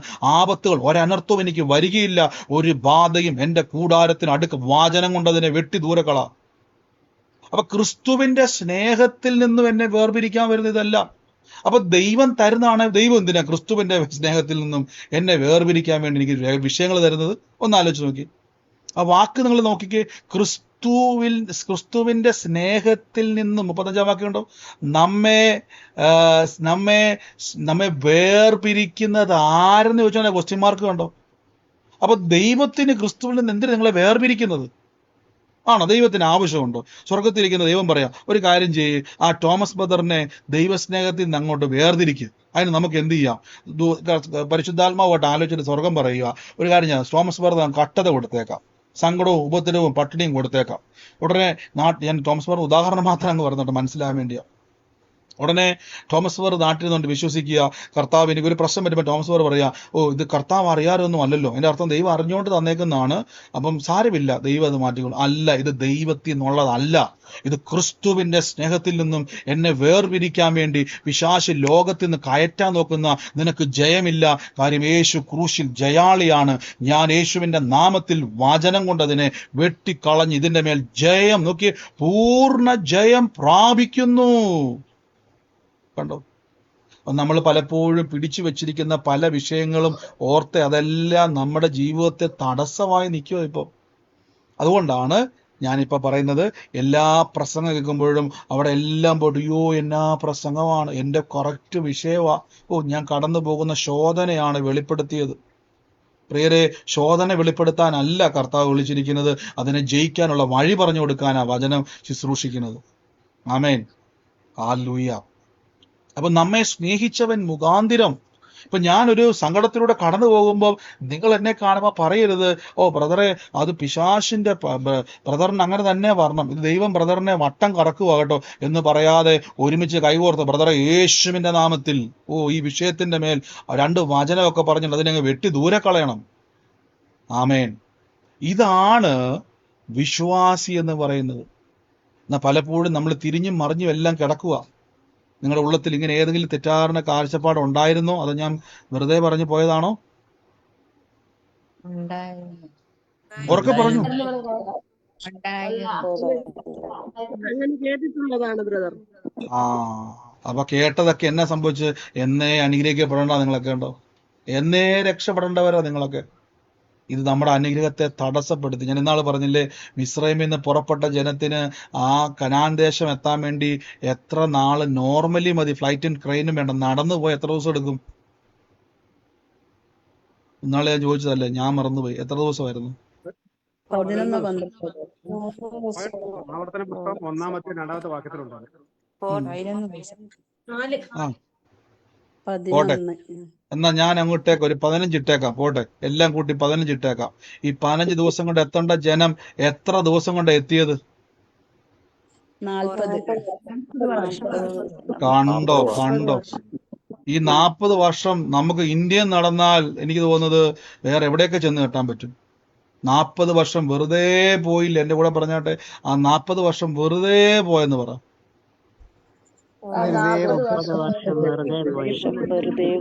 കണ്ടോ? ആ 40 വർഷം വെറുതെ പോയി. അത് ചെന്നിരുന്നെങ്കിൽ ഉള്ള ഓറഞ്ചും ആപ്പിളും ഒക്കെ തിന്ന് 40 വർഷം അവർക്ക് ആഘോഷിക്കേണ്ട സമയമാണ് നഷ്ടപ്പെട്ടു പോയത്. കണ്ടോ? അപ്പൊ എന്റെ ജീവിതത്തിൽ അത് ദൈവം കൊടുത്തതാണോ? അല്ല, അവരുടെ പിറുപിറുപ്പ് നിമിത്തം. അതാണ് തെറ്റായ വ്യാഖ്യാനങ്ങൾ നമ്മുടെ ജീവിതത്തിൽ നമ്മുടെ അനുഗ്രഹങ്ങളെ കാലപ്പഴക്കത്തിലേക്ക് കൊണ്ടുപോകും. ഹല്ലേലൂയ. അപ്പം 11 ദിവസത്തിന്റെ വഴിയുണ്ട്. ആമേൻ. അപ്പൊ ഈ 11 ദിവസം കൊണ്ട് എത്തേണ്ട സ്ഥാനത്ത് 40 വർഷം എടുത്തു അവരത് പ്രാപിക്കുവാൻ. എന്താ കാരണം? അപ്പൊ നമ്മൾ ചിലർ പറയും ദൈവം അവരെ മരുഭൂമിയിലൂടെ കറക്കി. പലരും അങ്ങനെ പറയാറുണ്ട് കേട്ടോ. തെറ്റാണ്. ദൈവം കറക്കിയതല്ല. വചനം പറയുന്നത് അവരുടെ പിറുപിറുപ്പ് നിമിത്തമാണ്. അത് സംഭവിച്ചത്. ദൈവത്തിന്റെ ആഗ്രഹം അങ്ങനെ ദൈവത്തിന് 40 വർഷം ഇട്ട് മരുഭൂമിയിൽ കറക്കാനായിരുന്നെങ്കിൽ ഫറവോനും യഹോവയും തമ്മിൽ എന്നാ വ്യത്യാസം ഇരിക്കുന്നു? ഫറവോൻ ഇത് തന്നെയല്ലേ ചെയ്തുകൊണ്ടിരുന്നത്? ഫറവോൻ ഊഴിക വിചാരകന്മാർ നിമിത്തം അവരെ ദിവസവും അവരെ വേദനിപ്പിക്കുകയും അവരെ പീഡിപ്പിക്കുകയും അവരെ നശിപ്പിക്കുകയും ചെയ്തുകൊണ്ടിരുന്നപ്പോൾ അത് തന്നെ ദൈവവും ചെയ്താൽ എന്നാ വ്യത്യാസം? സർപ്പത്തെ വിട്ട് കടിപ്പിക്കുന്നു, അവിടെ നിന്നുള്ള പ്രതിസന്ധിയിൽ ഉണ്ടാകുന്ന കയ്പ് വെള്ളം കൊടുക്കുന്നു, അത് മധുരം, പിന്നെ കയ്പ് കൊടുത്തിട്ട് പിന്നൊരു മധുരം കൊടുക്കുന്നു. പ്രിയരെ, അവിടെ കയ്പ് വെള്ളം ഉണ്ടായിരുന്നു, തമ്പുരാൻ അതിനെ മധുരമാക്കി മാറ്റി. അതല്ലാതെ തമ്പുരാൻ കയ്പ് കൊടുത്തിട്ട് ഉടനെ എന്ത് ചെയ്തു? അത് മധുരമാക്കി മാറ്റി എന്നൊക്കെ പലരും പറയും. അപ്പൊ നിങ്ങൾ കൈയടിക്കും, ഓ നിങ്ങളുടെ ജീവിതത്തെ കർത്താവ് കയ്പ് തന്നിട്ട് മധുരമാക്കാൻ വേണ്ടി പോകുന്ന പറയുമ്പോൾ നമ്മൾ കൈയൊക്കെ അടിക്കുമ്പോഴേക്കും അത് വിശ്വാസമായി മാറുന്നു. പിന്നെയും പ്രതികൂലങ്ങൾ വർദ്ധിച്ചുകൊണ്ടേയിരിക്കും. കാര്യം നിങ്ങൾ അങ്ങനെ വിശ്വസിക്കുന്നതിന് മുമ്പ് പിന്നെയും പ്രതികൂലത്തിന് കയറാൻ റെഡിയായിട്ട് നിൽക്കുക. അതുകൊണ്ട് എല്ലാം നോക്കിക്കണേ, കയ്പുള്ളതായെങ്കിൽ അതിനെ മധുരമാക്കിയ ദൈവമാ. കയ്പ് വന്നാൽ മധുരമാക്കും. കയ്പ് തന്നിട്ട്, വ്യത്യാസം മനസ്സിലാക്കിക്കോണം, കയ്പ് തന്നിട്ട് മധുരമാക്കേണ്ട കാര്യം എനിക്കില്ല, ദൈവത്തിനില്ല. ഇപ്പൊ എൻ്റെ വീട്ടിൽ നിങ്ങൾ ഗസ്റ്റായിട്ട് വന്നു, ഞാൻ നിങ്ങൾക്ക് വന്നപ്പോൾ തന്നെ മധുരമില്ലാത്തൊരു ലഡു തന്നിട്ട് പറയുക, അയ്യോ ബ്രദറെ ഇത് ലഡു ആണോ അതോ വേറെന്തേ, ഷേപ്പ് കണ്ടാൽ ലഡു പോലെ ഇരിക്കുന്നുണ്ടല്ലോ, ഇത് ലഡുവാണ്. അയ്യോ സിസ്റ്ററെ, അത് ഞാൻ ഇപ്പൊ തന്നെ എന്ത് ചെയ്യാം, ഞാൻ മധുരം വെച്ചിട്ട് വരാം. ഞാൻ ചോദിച്ചോട്ടെ, എന്നാ പിന്നെ എനിക്ക് ആദ്യം മധുരം വെച്ച് കൊടുത്താൽ പോരായിരുന്നു? പിന്നെ എന്തിനാ ആദ്യം മധുരമില്ലാത്ത ലഡു കൊടുത്തത്? അപ്പൊ എന്തോ അതിന്റെ അർത്ഥം എന്തോ? ഞാൻ നിങ്ങളെ കളിയാക്കുമല്ലായിരുന്നോ ചെയ്തത്? ആദ്യം അത് ചെയ്താൽ പോരായിരുന്നോ? അപ്പൊ ആൾക്കാരുടെ ചിന്തയിൽ കയ്പ് നീര് കൊടുത്തിട്ട് തമ്പുരാൻ അത് മധുരമാക്കി മാറ്റിയതുപോലെ എന്നൊക്കെ പലരും പറയും. അല്ല, അവിടെ കയ്പ് ഉണ്ടായിരുന്നു. അവിടെ ലോകത്തിൽ അവിടെ കയ്പ് വെള്ളം ഉണ്ടായിരുന്നു. അതിനെ മധുരമാക്കി ദൈവം മാറ്റിയതാണ്. അപ്പൊ നമ്മുടെ ജീവിതത്തിൽ ഓരോ പ്രശ്നം വരുമ്പോഴേക്കും അതിനെ നിങ്ങൾ ദൈവം തന്നതാന്ന് പറഞ്ഞുകൊണ്ട് ദൈവം അറിയാതെ എന്നൊരു വാക്ക് പോലും പറയരുതേ. ദൈവം അറിയാതെ എന്നൊരു വാക്ക് പോലും പറയരുത്. അതിനെ വെട്ടി കേറിക്കോണം നിങ്ങൾ. അതിനെ വെട്ടി ദൂരെ കളഞ്ഞോണം. വചനമെന്ന വാളുകൊണ്ട് അതിനെ വെട്ടി നിങ്ങൾ നീക്കി ജയത്തിന്റെ കൊടി നാട്ടുക. നന്ദി യേശുവേ. നമുക്ക് ഒരുമിച്ച് പ്രാർത്ഥിക്കാം. എൻ്റെ കൂടെ എന്ന് വിശ്വസിക്കുന്നവരെല്ലാം എന്ന് ഒന്ന് പ്രാർത്ഥിച്ച് യേശുവിന്റെ അധികാരമുള്ള നാമത്തിൽ. Thank you Holy Spirit. കർത്താവേ, ഇന്ന് അത്ഭുതം. ഈ സമയത്ത് ഇന്ന് ഏതെങ്കിലും പ്രതികൂലത്തിന്റെ അകത്ത് നിൽക്കുന്നവരൊക്കെ ഉണ്ടെങ്കിൽ എൻ്റെ കൂടെ ഒന്ന് പ്രാർത്ഥിച്ച്, എൻ്റെ കൂടെ ഒന്ന് വിശ്വസിച്ച്, എൻ്റെ ദൈവം സകലതും എനിക്ക് നന്മയാക്കി മാറ്റും ദൈവം. അങ്ങനെ തന്നെ സകലതും നന്മയ്ക്കായി കൂടി വ്യാപരിക്കുന്നു. അതിന്റെ അർത്ഥം ദൈവം തിന്മ തന്നിട്ട് നന്മയാക്കുന്ന പരിപാടി ദൈവത്തിനില്ല. ഇപ്പോഴത്തെ ഞാൻ അനുഭവിച്ചുകൊണ്ടിരിക്കുന്ന ലോകത്തിൽ നിന്ന് കയറിക്കൂടിയ സകല വിഷയങ്ങളും തമ്പുരാൻ എനിക്ക് നന്മയാക്കി മാറ്റും. യേശുവേ നന്ദി കർത്താവ്. ആ രോഗങ്ങൾ ഇപ്പൊ പറ, ഇത് ദൈവത്തിൽ നിന്ന് കയറിക്കൂടിയതല്ല. ദൈവം രോഗം തരുന്ന ദൈവത്തെ എനിക്ക് അറിയത്തില്ല. അവൻ സൗഖ്യമാക്കുന്ന കർത്താവാണ് എൻ്റെ ദൈവം. എനിക്ക് സമാധാനമില്ലാതെ സ്വസ്ഥമില്ലാതെ ഇത് ബ്രദറെ, ദൈവം എന്നെ ഇങ്ങനെ പരീക്ഷിക്കുവാന്ന് പറഞ്ഞിരിക്കരുത്. തമ്പുരാൻ പരീക്ഷിക്കുന്ന ദോഷങ്ങളാലല്ല. എല്ലാം നഷ്ടപ്പെടുത്തിയിട്ട് പിന്നെ പുതിയത് തരുന്ന ദൈവത്തെ എനിക്ക് അറിയത്തില്ല കേട്ടോ. നഷ്ടപ്പെട്ടതിന് ഇനി എൻ്റെ ജീവിതത്തിൽ ലോകത്തിൽ നിന്ന് ഏതെങ്കിലും രീതിയിൽ എൻ്റെ ജീവിതത്തിൽ നഷ്ടങ്ങൾ സംഭവിച്ചാൽ തമ്പുരാൻ എനിക്ക് ഇരട്ടി തന്നിരിക്കും. നോക്കിക്കേ, അപ്പം ദൈവത്താൽ ഉണ്ടാകുന്ന നന്മകൾ ഒരിക്കലും കളഞ്ഞിട്ട് തരുന്നതല്ല ദൈവം. ആദ്യം മനസ്സിലാക്കണേ. എന്തേലും കൊണ്ടേ കളഞ്ഞിട്ട് നമ്മളാണങ്ങനെ ചെയ്യുമില്ലല്ലോ. അങ്ങനെ ചെയ്താൽ നമ്മൾ ചതിയന്മാരല്ലേ. ദൈവം ചതി ചെയ്യുന്ന ദൈവമല്ല, ദൈവം രക്ഷകനാണ്. ഹല്ലേലൂയ. അതുകൊണ്ടാണ് ബൈബിൾ പറഞ്ഞിരിക്കുന്നത്, നന്മയല്ലാതൊന്നും ചെയ്ത ദൈവം. യഹോവ നല്ലവരെന്ന് രുചിച്ചറിയണം. കണ്ടോ? അപ്പൊ ദൈവത്തെ രുചിക്കാൻ തുടങ്ങിയാൽ അവിടുന്ന് കയ്പല്ല വരുന്നത്, നന്മയാണ്. യഹോവ നല്ലവനെന്ന് രുചിച്ചറിയണം. ആമേൻ. നന്ദി യേശുവേ. നന്ദി പരിശുദ്ധാത്മാവേ. ഓരോ മക്കളെയും അനുഗ്രഹിക്കുന്നപ്പ അവരുടെ പ്രതിസന്ധികൾ നീങ്ങട്ടെ, രോഗബന്ധനങ്ങൾ അഴിയട്ടെ യേശുവിന്റെ നാമത്തിൽ. ഇന്ന് അഴിയട്ടെ. ഈ 2 പേരുകളെ കർത്താവ് എന്നെ കാണിക്കും. ഒന്നൊരു രാധിക എന്നും 2 രാഗി എന്നൊരു പേര്, രാഗി എന്നൊരു പേര് കാണിക്കും. ഈ 2 പേരുകളുമായിട്ട് ബന്ധപ്പെട്ട ആരെങ്കിലും എന്നെ കേൾക്കുന്നുവെങ്കിൽ ഇന്ന് ആ കുടുംബം ഏറ്റെടുത്തു. ദൈവം നിങ്ങളെ അത്ഭുതമാക്കാൻ വേണ്ടി പോകുന്നു. In the name of Jesus Christ. യേശുവിന്റെ അധികാരമുള്ള നാമത്തെ റിലീസ് ചെയ്ത് പ്രാർത്ഥിക്കുന്നപ്പോ ദൈവത്തിന്റെ അത്ഭുതകരം ഇന്ന് അവിടെ സംഭവിക്കുന്നല്ലോ. പറഞ്ഞു. രാധിക എന്റെ നാത്തൂനും രാഹി നാത്തൂന്റെ മോള്. ഈ പറഞ്ഞ രാധികയുടെ മോളാണ് രാഗി. യേശുവിന്റെ നാമത്തിൽ അവർക്ക് വേണ്ടി പ്രാർത്ഥിച്ചു. ദൈവം നിങ്ങളെ അവരുടെ മുമ്പിൽ ഒരു അനുഗ്രഹ സാക്ഷിയാക്കാൻ വേണ്ടി പോവാണ്. അത് മുഖാന്തിരം അവർ യേശുവിനെ വിളിക്കുന്ന രീതിയിലേക്ക് കർത്താവ് മാറ്റാൻ വേണ്ടി പോകുന്നു. സിസ്റ്ററെ ഏറ്റെടുത്തു. നിങ്ങളെ ഒരു കേന്ദ്ര ബിന്ദുവാക്കി ദൈവം മാറ്റാൻ വേണ്ടി പോകുന്നു. In the name of Jesus. In the name of Jesus. യേശുവിന്റെ അധികാരമുള്ള നാമത്തിൽ. Thank you Holy Spirit. അതാണ് കർത്താവിന് 2 പേര് കാണിച്ചത്, രാധികയെന്നും അതിന്റെ അകത്ത് തന്നെ രാഗി. അപ്പൊ സൗരി പറഞ്ഞ പോലെ തന്നെ രാധികയുടെ മോളാണ് രാഗി. ഇന്ന് ആ കുടുംബത്തിന് വേണ്ടി പ്രാർത്ഥിച്ചു. യേശുവിന്റെ അധികാരമുള്ള നാമത്തിൽ ഞാൻ ബ്ലസ് ചെയ്യുന്നപ്പ. In the name of Jesus. In the name of Jesus. യേശുവിന്റെ അധികാരമുള്ള നാമത്തിൽ. Thank you Holy Spirit. Thank you Holy Spirit. കർത്താവെ, കൃപ വ്യാപരിക്കുന്നല്ലോ, കൃപ വ്യാപരിക്കുന്നല്ലോ, കൃപ വ്യാപരിക്കുന്നല്ലോ. ഓ യേശുവേ, ഈ സമയത്ത് രോഗങ്ങൾ ഇപ്പോൾ നിങ്ങളുടെ ശരീരത്തിൽ നിന്ന് മാറിപ്പോവുക.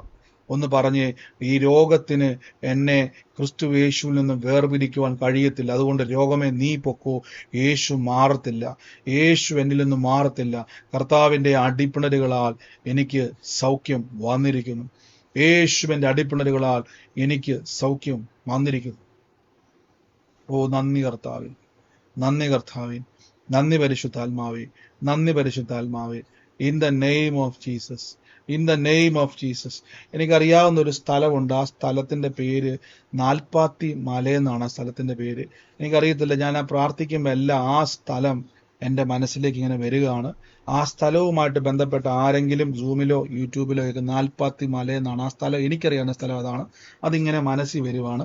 ആ സ്ഥലമായിട്ട് ബന്ധപ്പെട്ട, ആ സ്ഥലം എന്ന് പറഞ്ഞാൽ ആ പ്രോപ്പർ സ്ഥലമായിരിക്കത്തില്ല, അങ്ങനെ പേരുള്ള സ്ഥലവുമായിട്ട് ബന്ധപ്പെട്ട ആരെങ്കിലും ഇന്ന് എന്നെ കേൾക്കുന്നുവെങ്കിൽ യേശുവിൻ്റെ നാമത്തിൽ വലിയൊരു പ്രവൃത്തി നിങ്ങളുടെ അവിടുന്ന് കർത്താവ് ചെയ്യുവാൻ വേണ്ടി പോകുന്നു. തമ്പുരാൻ നിങ്ങളെ പറിച്ചു നടുവാൻ വേണ്ടി പോകുന്നു. സൂമിലോ ലൈവിലോ ആയിക്കോട്ടെ, ഇന്ന് ആ കുടുംബം എന്നെ കേൾക്കുന്നുവെങ്കിൽ ഇത് യേശുവിൻ്റെ അത്ഭുതത്തിൻ്റെ സമയമാണ്. ഓ നന്ദി യേശുവേ, നന്ദി കർത്താവേ, കൃപ പെരുകുന്നല്ലോ, കൃപ പെരുകുന്നല്ലോ. In the name of Jesus. എൻ്റെ ഉള്ളത്തിൽ കർത്താവ് ഇങ്ങനെ ഒരു വാക്ക് പറയുന്നു.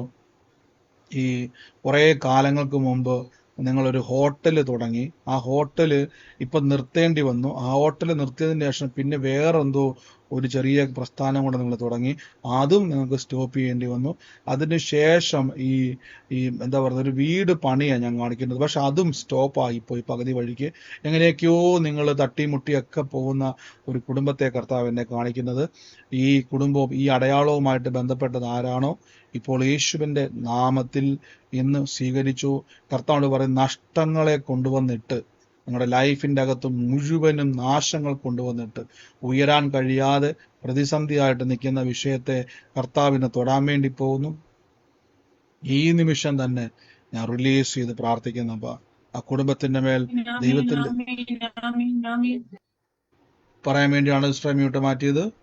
യേശുവിന്റെ നാമത്തിൽ അത് സ്വീകരിച്ചു. ദൈവത്തിന്റെ വലിയ അത്ഭുതം ഇന്ന് അവിടെ സംഭവിക്കട്ടെ.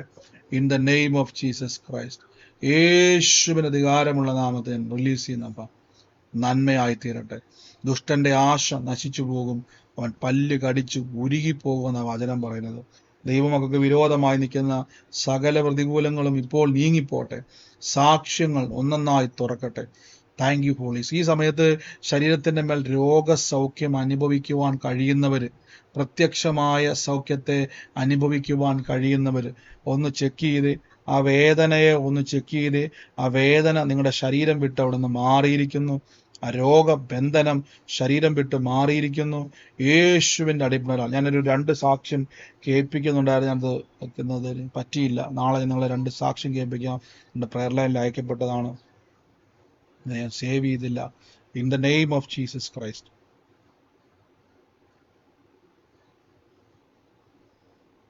In the name of Jesus Christ. ഞാൻ ഓരോ വ്യക്തികളെയും എന്നെ ബ്ലസ് ചെയ്യുന്നപ്പോൾ in the name of Jesus. 1992 ജനിച്ച ഒരു തലമുറയെ ദൈവം സ്പർശിക്കുന്നതായിട്ട് പറയുന്നു. ആ തലമുറയുടെ പേരിൻ്റെ അകത്ത് ഞാൻ എൻ എന്ന് പറയുന്ന ഒരു അക്ഷരം, എൻ, ABCഡിൽ എൻ എന്ന് പറയുന്ന, ഇംഗ്ലീഷ് അക്ഷരത്തിൽ എൻ എന്ന് പറയുന്ന ഒരക്ഷരം ആ പേരിൻ്റെ അകത്ത് ഞാൻ കാണുകയാണ്. ആ വ്യക്തിക്ക് വേണ്ടി പ്രാർത്ഥിക്കുവാൻ തമ്പുരാൻ പറയുന്നു. ആ മകൻ, ആ കുടുംബത്തിൽ ആ തലമുറയുടെ ഭാവിയെ അടയ്ക്കുവാൻ നോക്കിയത് യേശുവിന്റെ നാമത്തിൽ നിന്ന് തുറക്കുകയാണ്. ഫലം കായ്ക്കുമെന്ന് കർത്താവ് പറയുക. ഫലം കായ്ക്കും. കുടുംബത്തിൽ ഒരു മനുഷ്യനും ഉയരാത്തതുപോലെ ദൈവം ആ തലമുറയെ ഉയർത്തുമെന്ന് പറയുന്നു. ആ തലമുറയുമായിട്ട് ബന്ധപ്പെട്ടത് ആരാണോ യേശുവിന്റെ നാമത്തിൽ ആമേൻ പറഞ്ഞ് സ്വീകരിച്ചു. ദൈവം അത്ഭുതങ്ങളുടെ ദൈവമാണ്. ദൈവം സാക്ഷ്യങ്ങളെ തുറക്കുന്ന ദൈവമാണ്. ഞാൻ കർത്താവ് എന്ന തലമുറ അനുഗ്രഹിച്ചു പ്രാർത്ഥിക്കുന്ന അപ്പൊ ഭാവിയുടെ ഡോറുകൾ തുറന്നു വരട്ടെ. നന്ദി യേശുവേ, നന്ദി കർത്താവേ. Thank you Holy Spirit. In the name of Jesus. ആലോചന. ആ, എന്റെ മോന് 92 ഉണ്ടായത്. പിന്നെ ശരൺ എന്ന പേര്. എന്നുണ്ടോ സിസ്റ്റർ അതിൻ്റെ അത്? എന്നുണ്ട്, ശരൺ എന്നുണ്ട്. ആ മോന് വേണ്ടി പ്രാർത്ഥിച്ചു. അവന്റെ ഭാവിയെ അടഞ്ഞതിനെ തമ്പുരാൻ തുറക്കാൻ വേണ്ടി പോവാ. അസൂയ തോന്നുമാറ് തമ്പുരാൻ വളർത്തും കേട്ടോ, ഉയർത്തും. അതേപോലെ തമ്പുരാൻ മാനിക്കും. ആ കുടുംബക്കാരിൽ ആർക്കും ലഭിക്കാത്ത മഹാഭാഗ്യങ്ങൾ തമ്പുരാനോട് പറയുന്നു. ദാവീദൻ ലഭിച്ചതുപോലെ അകറ്റിയിട്ടതാണ്, കുടുംബത്തെ മുഴുവനും മാറ്റിയിട്ടതാണ്. ആ തമ്പുരാൻ കാട്ടിക്കടന്നതിനെ വിളിച്ച് രാജകീയ അഭിഷേകം കൊടുത്തതുപോലെ അതേപോലെ തമ്പുരാൻ ഉയർത്താൻ വേണ്ടി പോവാ. ഓ യേശുവേ നന്ദി കർത്താവേ, യേശുവേ നന്ദി കർത്താവേ. Thank you Holy Spirit, thank you Holy Spirit. നന്ദി കർത്താവേ. സ്വീകരിച്ചോ യേശുവിന്റെ നാമത്തിൽ. Thank you Jesus, thank you Holy Spirit. In the name of Jesus, in the name of Jesus. നമുക്ക് ഈ പൊട്ടാസ്യം എന്ന് പറഞ്ഞൊരു സാധനം ഉണ്ടല്ലോ, പൊട്ടാസ്യം എന്ന് പറഞ്ഞ അങ്ങനത്തെ ഒരു സാധനം, പൊട്ടാസ്യം എന്ന് പറഞ്ഞ സാധനം, അങ്ങനെ ഒരു സാധനം, പൊട്ടാസ്യം എന്ന് പറഞ്ഞ സാധനം ഞാനൊരു ഒരു ഒരു ഒരു അടയാളം കർത്താവ് എന്നെ കാണിക്കുക. അതൊരു വീടിന്റെ അടുക്കള വശത്ത് ഒരു തട്ടയിൽ ഇങ്ങനെ ഇരിക്കുന്നതായിട്ട് കർത്താവ് എന്നെ കാണിക്കുകയാണ്. ആ കുടുംബത്തിന്റെ അകത്ത് ആ ഒരു അടയാളം കാണിക്കുന്നു കേട്ടോ. അതൊരു സാധനം വെച്ചിരിക്കുന്ന ആ വ്യക്തി ഒന്ന് ഫോക്കസ് ചെയ്യാൻ വേണ്ടിയാണ് ഞാൻ അവരൊക്കെ വേണ്ടി പ്രാർത്ഥിക്കുമ്പോൾ എല്ലാം ഈ വയലറ്റ് കളറിൽ എന്തോ ഇങ്ങനെ എപ്പോഴും ഇങ്ങനെ ഒരു വയലറ്റ് കളർ ഇങ്ങനെ പ്രൊജക്റ്റ് നിൽക്കുന്ന ഒരു കാഴ്ച കർത്താവ് എന്നെ കാണിച്ചുകൊണ്ടിരിക്കുകയാണ്. അത് കിച്ചണിൽ ഇങ്ങനെ ഒരു തട്ടയിൽ ഇച്ചിരി പൊക്കത്തിൽ കയറ്റി വെച്ചിരിക്കുകയാണ്. ആ പാക്കറ്റ് പൊട്ടിച്ചിട്ട് അതൊരു റബ്ബർ ബാൻഡ് പോലത്തെ എന്തോ കൊണ്ട് ഇങ്ങനെ കെട്ടി വെച്ചിരിക്കുകയാണ്. ആ ഒരു അടുക്കള വശമാണ് ഞാൻ കാണുന്നത്. ഞാൻ ആ കുടുംബത്തിന് വേണ്ടി പ്രാർത്ഥിക്കുന്ന സമയത്ത് യേശുവിന്റെ നാമത്തിൽ ആ സ്ഥലത്തിന്റെ മേലുള്ള സകല അവകാശവാദങ്ങളെയും കർത്താവ് എടുത്തു നീക്കി ദൈവത്താലുള്ളൊരു സമാധാനത്തെ കർത്താവ് ചെയ്യുവാൻ വേണ്ടി പോകുന്നു എന്ന് പറയുന്നു. യേശുവിന്റെ നാമത്തിൽ ഇന്ന് ആ ഭവനം ആരുടെ വീടാണോ അടയാളം ഇപ്പോൾ കാണാൻ പറ്റുന്നത്, അവരിപ്പോൾ തന്നെ യേശുവിന്റെ നാമത്തിൽ ഏറ്റെടുത്തു. ദൈവത്തിന്റെ അത്ഭുതകരമായ പ്രവൃത്തികളെ കർത്താവ് ചെയ്യുവാൻ വേണ്ടി പോകുന്നു. നന്ദി യേശുവേ, നന്ദി കർത്താവേ. കുടുംബം ദൈവപ്രവൃത്തിയിലേക്ക് മാറട്ടെ, ദൈവപ്രവൃത്തിയിലേക്ക് മാറട്ടെ, ദൈവപ്രവൃത്തി അവിടെ ഉണ്ടായി വരട്ടെ. In the name of Jesus Christ, in the name of Jesus Christ. യേശുവിന്റെ അധികാരമുള്ള നാമത്തെ റിലീസ് ചെയ്യുന്നപ്പ സൂമിലോ ലൈവിലോ ആ ഭവനം കേൾക്കുന്നുവെങ്കിൽ അവരുടെ അവസ്ഥകൾക്ക് വലിയ വ്യത്യാസത്തെ കൽപ്പിക്കുന്നപ്പ നന്മ പൊതിയട്ടെ, ഉയർച്ച പൊതിയട്ടെ. വാഴ്ചകളെയും അധികാരങ്ങളെയും ആയുധവർഗം വെപ്പിച്ച് കർത്താവ് ക്രൂശിൽ ക്രിസ്തു ജയോത്സവം കൊണ്ടാടിയതുകൊണ്ട് ശ്രദ്ധിക്കുക. പ്രാർത്ഥനയ്ക്ക് ശേഷമോ അതിന് പറ്റുമെങ്കിൽ പോയി ചെക്ക് ചെയ്യാതെ അവിടെ തന്നെ ഉണ്ടോന്ന്, അതവിടെ ഉള്ള കാണുന്നവർ അത് ഏറ്റെടുത്തോണം. അതൊരു അടയാളമാണ്. ആ സാധനത്തിന്റെ കുഴപ്പമൊന്നുമല്ല, അതൊരു അടയാളമായി കാണിക്കുകയാണ്. വ്യക്തിയെ ഫോക്കസ് ചെയ്യാൻ വേണ്ടി ദൈവം സാക്ഷിയാക്കി മാറ്റും. Thank you Holy Spirit. നന്ദി യേശുവേ, നന്ദി കർത്താവേ. പരിശുദ്ധാത്മാവിന്റെ വലിയ പ്രവൃത്തി. ഒരു എനിക്കറിയത്തില്ല അങ്ങനെ ഉണ്ടോ, ഒരു ടി എന്ന് പറയുന്ന പാസ്പോർട്ടിൽ ഇങ്ങനെ ഒരു അക്ഷരത്തിൽ തുടങ്ങുന്ന ടി, പാസ്പോർട്ട് നമ്പർ അങ്ങനെ ഉണ്ടോ എന്ന് എനിക്കറിയത്തില്ല, പക്ഷെ എൻ്റെ മനസ്സിൽ അങ്ങനെ വരുവാണ്. ടി എന്ന് പറയുന്ന അക്ഷരത്തിൽ ആരംഭിച്ച് തുടങ്ങുന്ന ഒരു പാസ്പോർട്ട് നമ്പർ, ഇത് മറ്റേതെങ്കിലും രാജ്യത്തിൻ്റെയോ അല്ലെങ്കിൽ ഇന്ത്യയുടെയോ ഏത് രാജ്യത്തിൻ്റെ ഒരു പാസ്പോർട്ട് ടി എന്ന അക്ഷരത്തിൽ ആരംഭിച്ച് 6 എന്ന് പറയുന്ന ഒരു അക്കം, 6 എന്ന് പറയുന്ന ഒരു സംഖ്യ അതിൻ്റെ അകത്തുണ്ട്. അതേപോലെ തന്നെ ആ പേരിൻ്റെ അകത്ത് സി എന്നുള്ള ഇങ്ങനെ കുറെ അക്ഷരങ്ങൾ എന്നെ കാണിക്കുവാണ്. അങ്ങനെ ഒരു പാസ്പോർട്ട് എന്നെ കാണിച്ചുകൊണ്ടിരിക്കുകയാണ് യേശുവിന്റെ നാമത്തിൽ. ഈ അക്ഷരങ്ങളാണ് കണക്ട് ചെയ്ത് കാണിക്കുന്നത്. ഇന്ന് ഞാൻ യേശുവിന്റെ നാമത്തിൽ ബ്ലസ് ചെയ്യുന്നപ്പോ അതിൻ്റെ മേലൊരു സീല് വീഴാൻ വേണ്ടി പോകുന്നു. In the name of Jesus Christ. കർത്താവിന്റെ കൃപ പെരുകുന്നല്ലോ, കർത്താവിന്റെ കൃപ എന്ന വിഷയത്തിൽ പെരുകുന്നല്ലോ. അത് കയ്യിലെടുത്തു വെച്ചു പ്രാർത്ഥിച്ചു. ദൈവത്താൽ ഒരു യാത്ര സ്വർഗത്തിലെ ദൈവം ഒരുക്കാൻ വേണ്ടി പോകുന്നു. നന്ദി പിതാവേ, നന്ദി യേശുവേ. അത് നന്മയായി തീരട്ടെ. അത് സൂമിലോ ലൈവിലോ ഇന്ന് അത് കേൾക്കുന്നത് ആരാണോ അത് യേശുവിന്റെ നാമത്തിൽ സ്വീകരിച്ചു. വലിയ കൃപ കൊണ്ട് സ്വർഗത്തിലെ ദൈവം മൂടാൻ വേണ്ടി പോകുന്നു. നന്ദി പിതാവേ, നന്ദി കർത്താവേ. അങ്ങയുടെ സാക്ഷ്യമായി തീരട്ടെ, സാക്ഷ്യമായി മാറട്ടെ. ഞാൻ ഓരോ വ്യക്തികളെയും ഇന്ന് ബ്ലസ് ചെയ്യുന്നപ്പ പറഞ്ഞു. ഈ പാസ്പോർട്ടിന്റെ ഇതിപ്പോ ഞാൻ പറഞ്ഞായിരുന്നു ബ്രദറെ, നമ്പർ പറഞ്ഞായിരുന്നു. പക്ഷെ ഇപ്പൊ മോളുടെ പാസ്പോർട്ടിൽ ആദ്യം അവർ അച്ഛന്റെ പേരാ കാണുന്നത്. ടി ആണ് ആദ്യം കിടക്കുന്നത്, ത്യാഗരാജൻ എന്നുള്ള ആ ടി ആ കിടക്കുന്നത്. അവസാനം അതിനകത്ത് 6 ഉണ്ട്, അതിലാ രാജൻ എന്നുള്ളത്. അപ്പൊ ഇത് അങ്ങനെ വന്നിട്ടുണ്ട് ബ്രദറെ. അത് ഏറ്റെടുത്ത് സിസ്റ്റർ കർത്താവിന്റെ നാമത്തിൽ അത് സാക്ഷ്യമാക്കി കർത്താവ് അത് മാറ്റും. Thank you Holy Spirit. നന്ദി യേശുവേ, നന്ദി കർത്താവേ. ഈ സമയത്ത് രോഗികളായി ഭാരപ്പെടുന്നവരൊക്കെ ഇന്ന് രോഗമുള്ള ഭാഗത്തോട്ട് കൈയെടുത്ത് വെച്ച് എന്നിട്ട് പറഞ്ഞ് യേശുവിന്റെ അടിപ്പിണരുകളാൽ എനിക്ക് സൗഖ്യം വന്നിരിക്കുന്നു. കർത്താവിന്റെ രോഗത്തെ ക്രൂശിൽ വഹിച്ചിരിക്കുന്നു, കർത്താവിന്റെ വേദനകളെ ക്രൂശിൽ വഹിച്ചിരിക്കുന്നു. ഈ നിമിഷം തന്നെ ആ രോഗബന്ധനങ്ങൾ, രോഗശക്തികൾ ഇപ്പോൾ തന്നെ അഴിഞ്ഞു മാറിപ്പോകുവാൻ കൽപ്പിക്കുന്നു.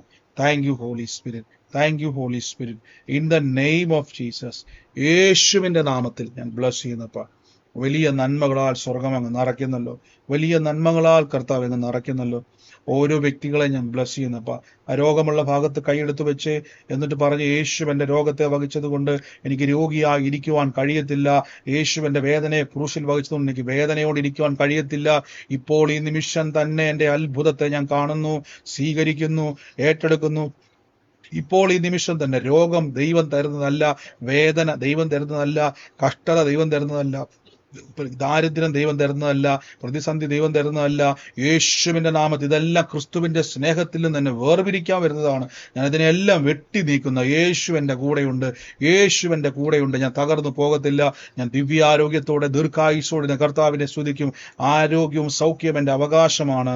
ഞാൻ ബ്ലസ് ചെയ്യുന്നപ്പ ആ കൈവെക്കുന്ന ഓരോ വ്യക്തികളുടെ മേൽ ഇപ്പോൾ തന്നെ യേശുവിന്റെ സൗഖ്യം നിറയുക. വേദനകൾ വിട്ടു മാറുന്നു. പൂർണ്ണ സൗഖ്യമാണ്, ആശ്വാസമല്ല, പൂർണ്ണ സൗഖ്യം. ആശ്വാസം കൊണ്ട് തൃപ്തിപ്പെടരുത്.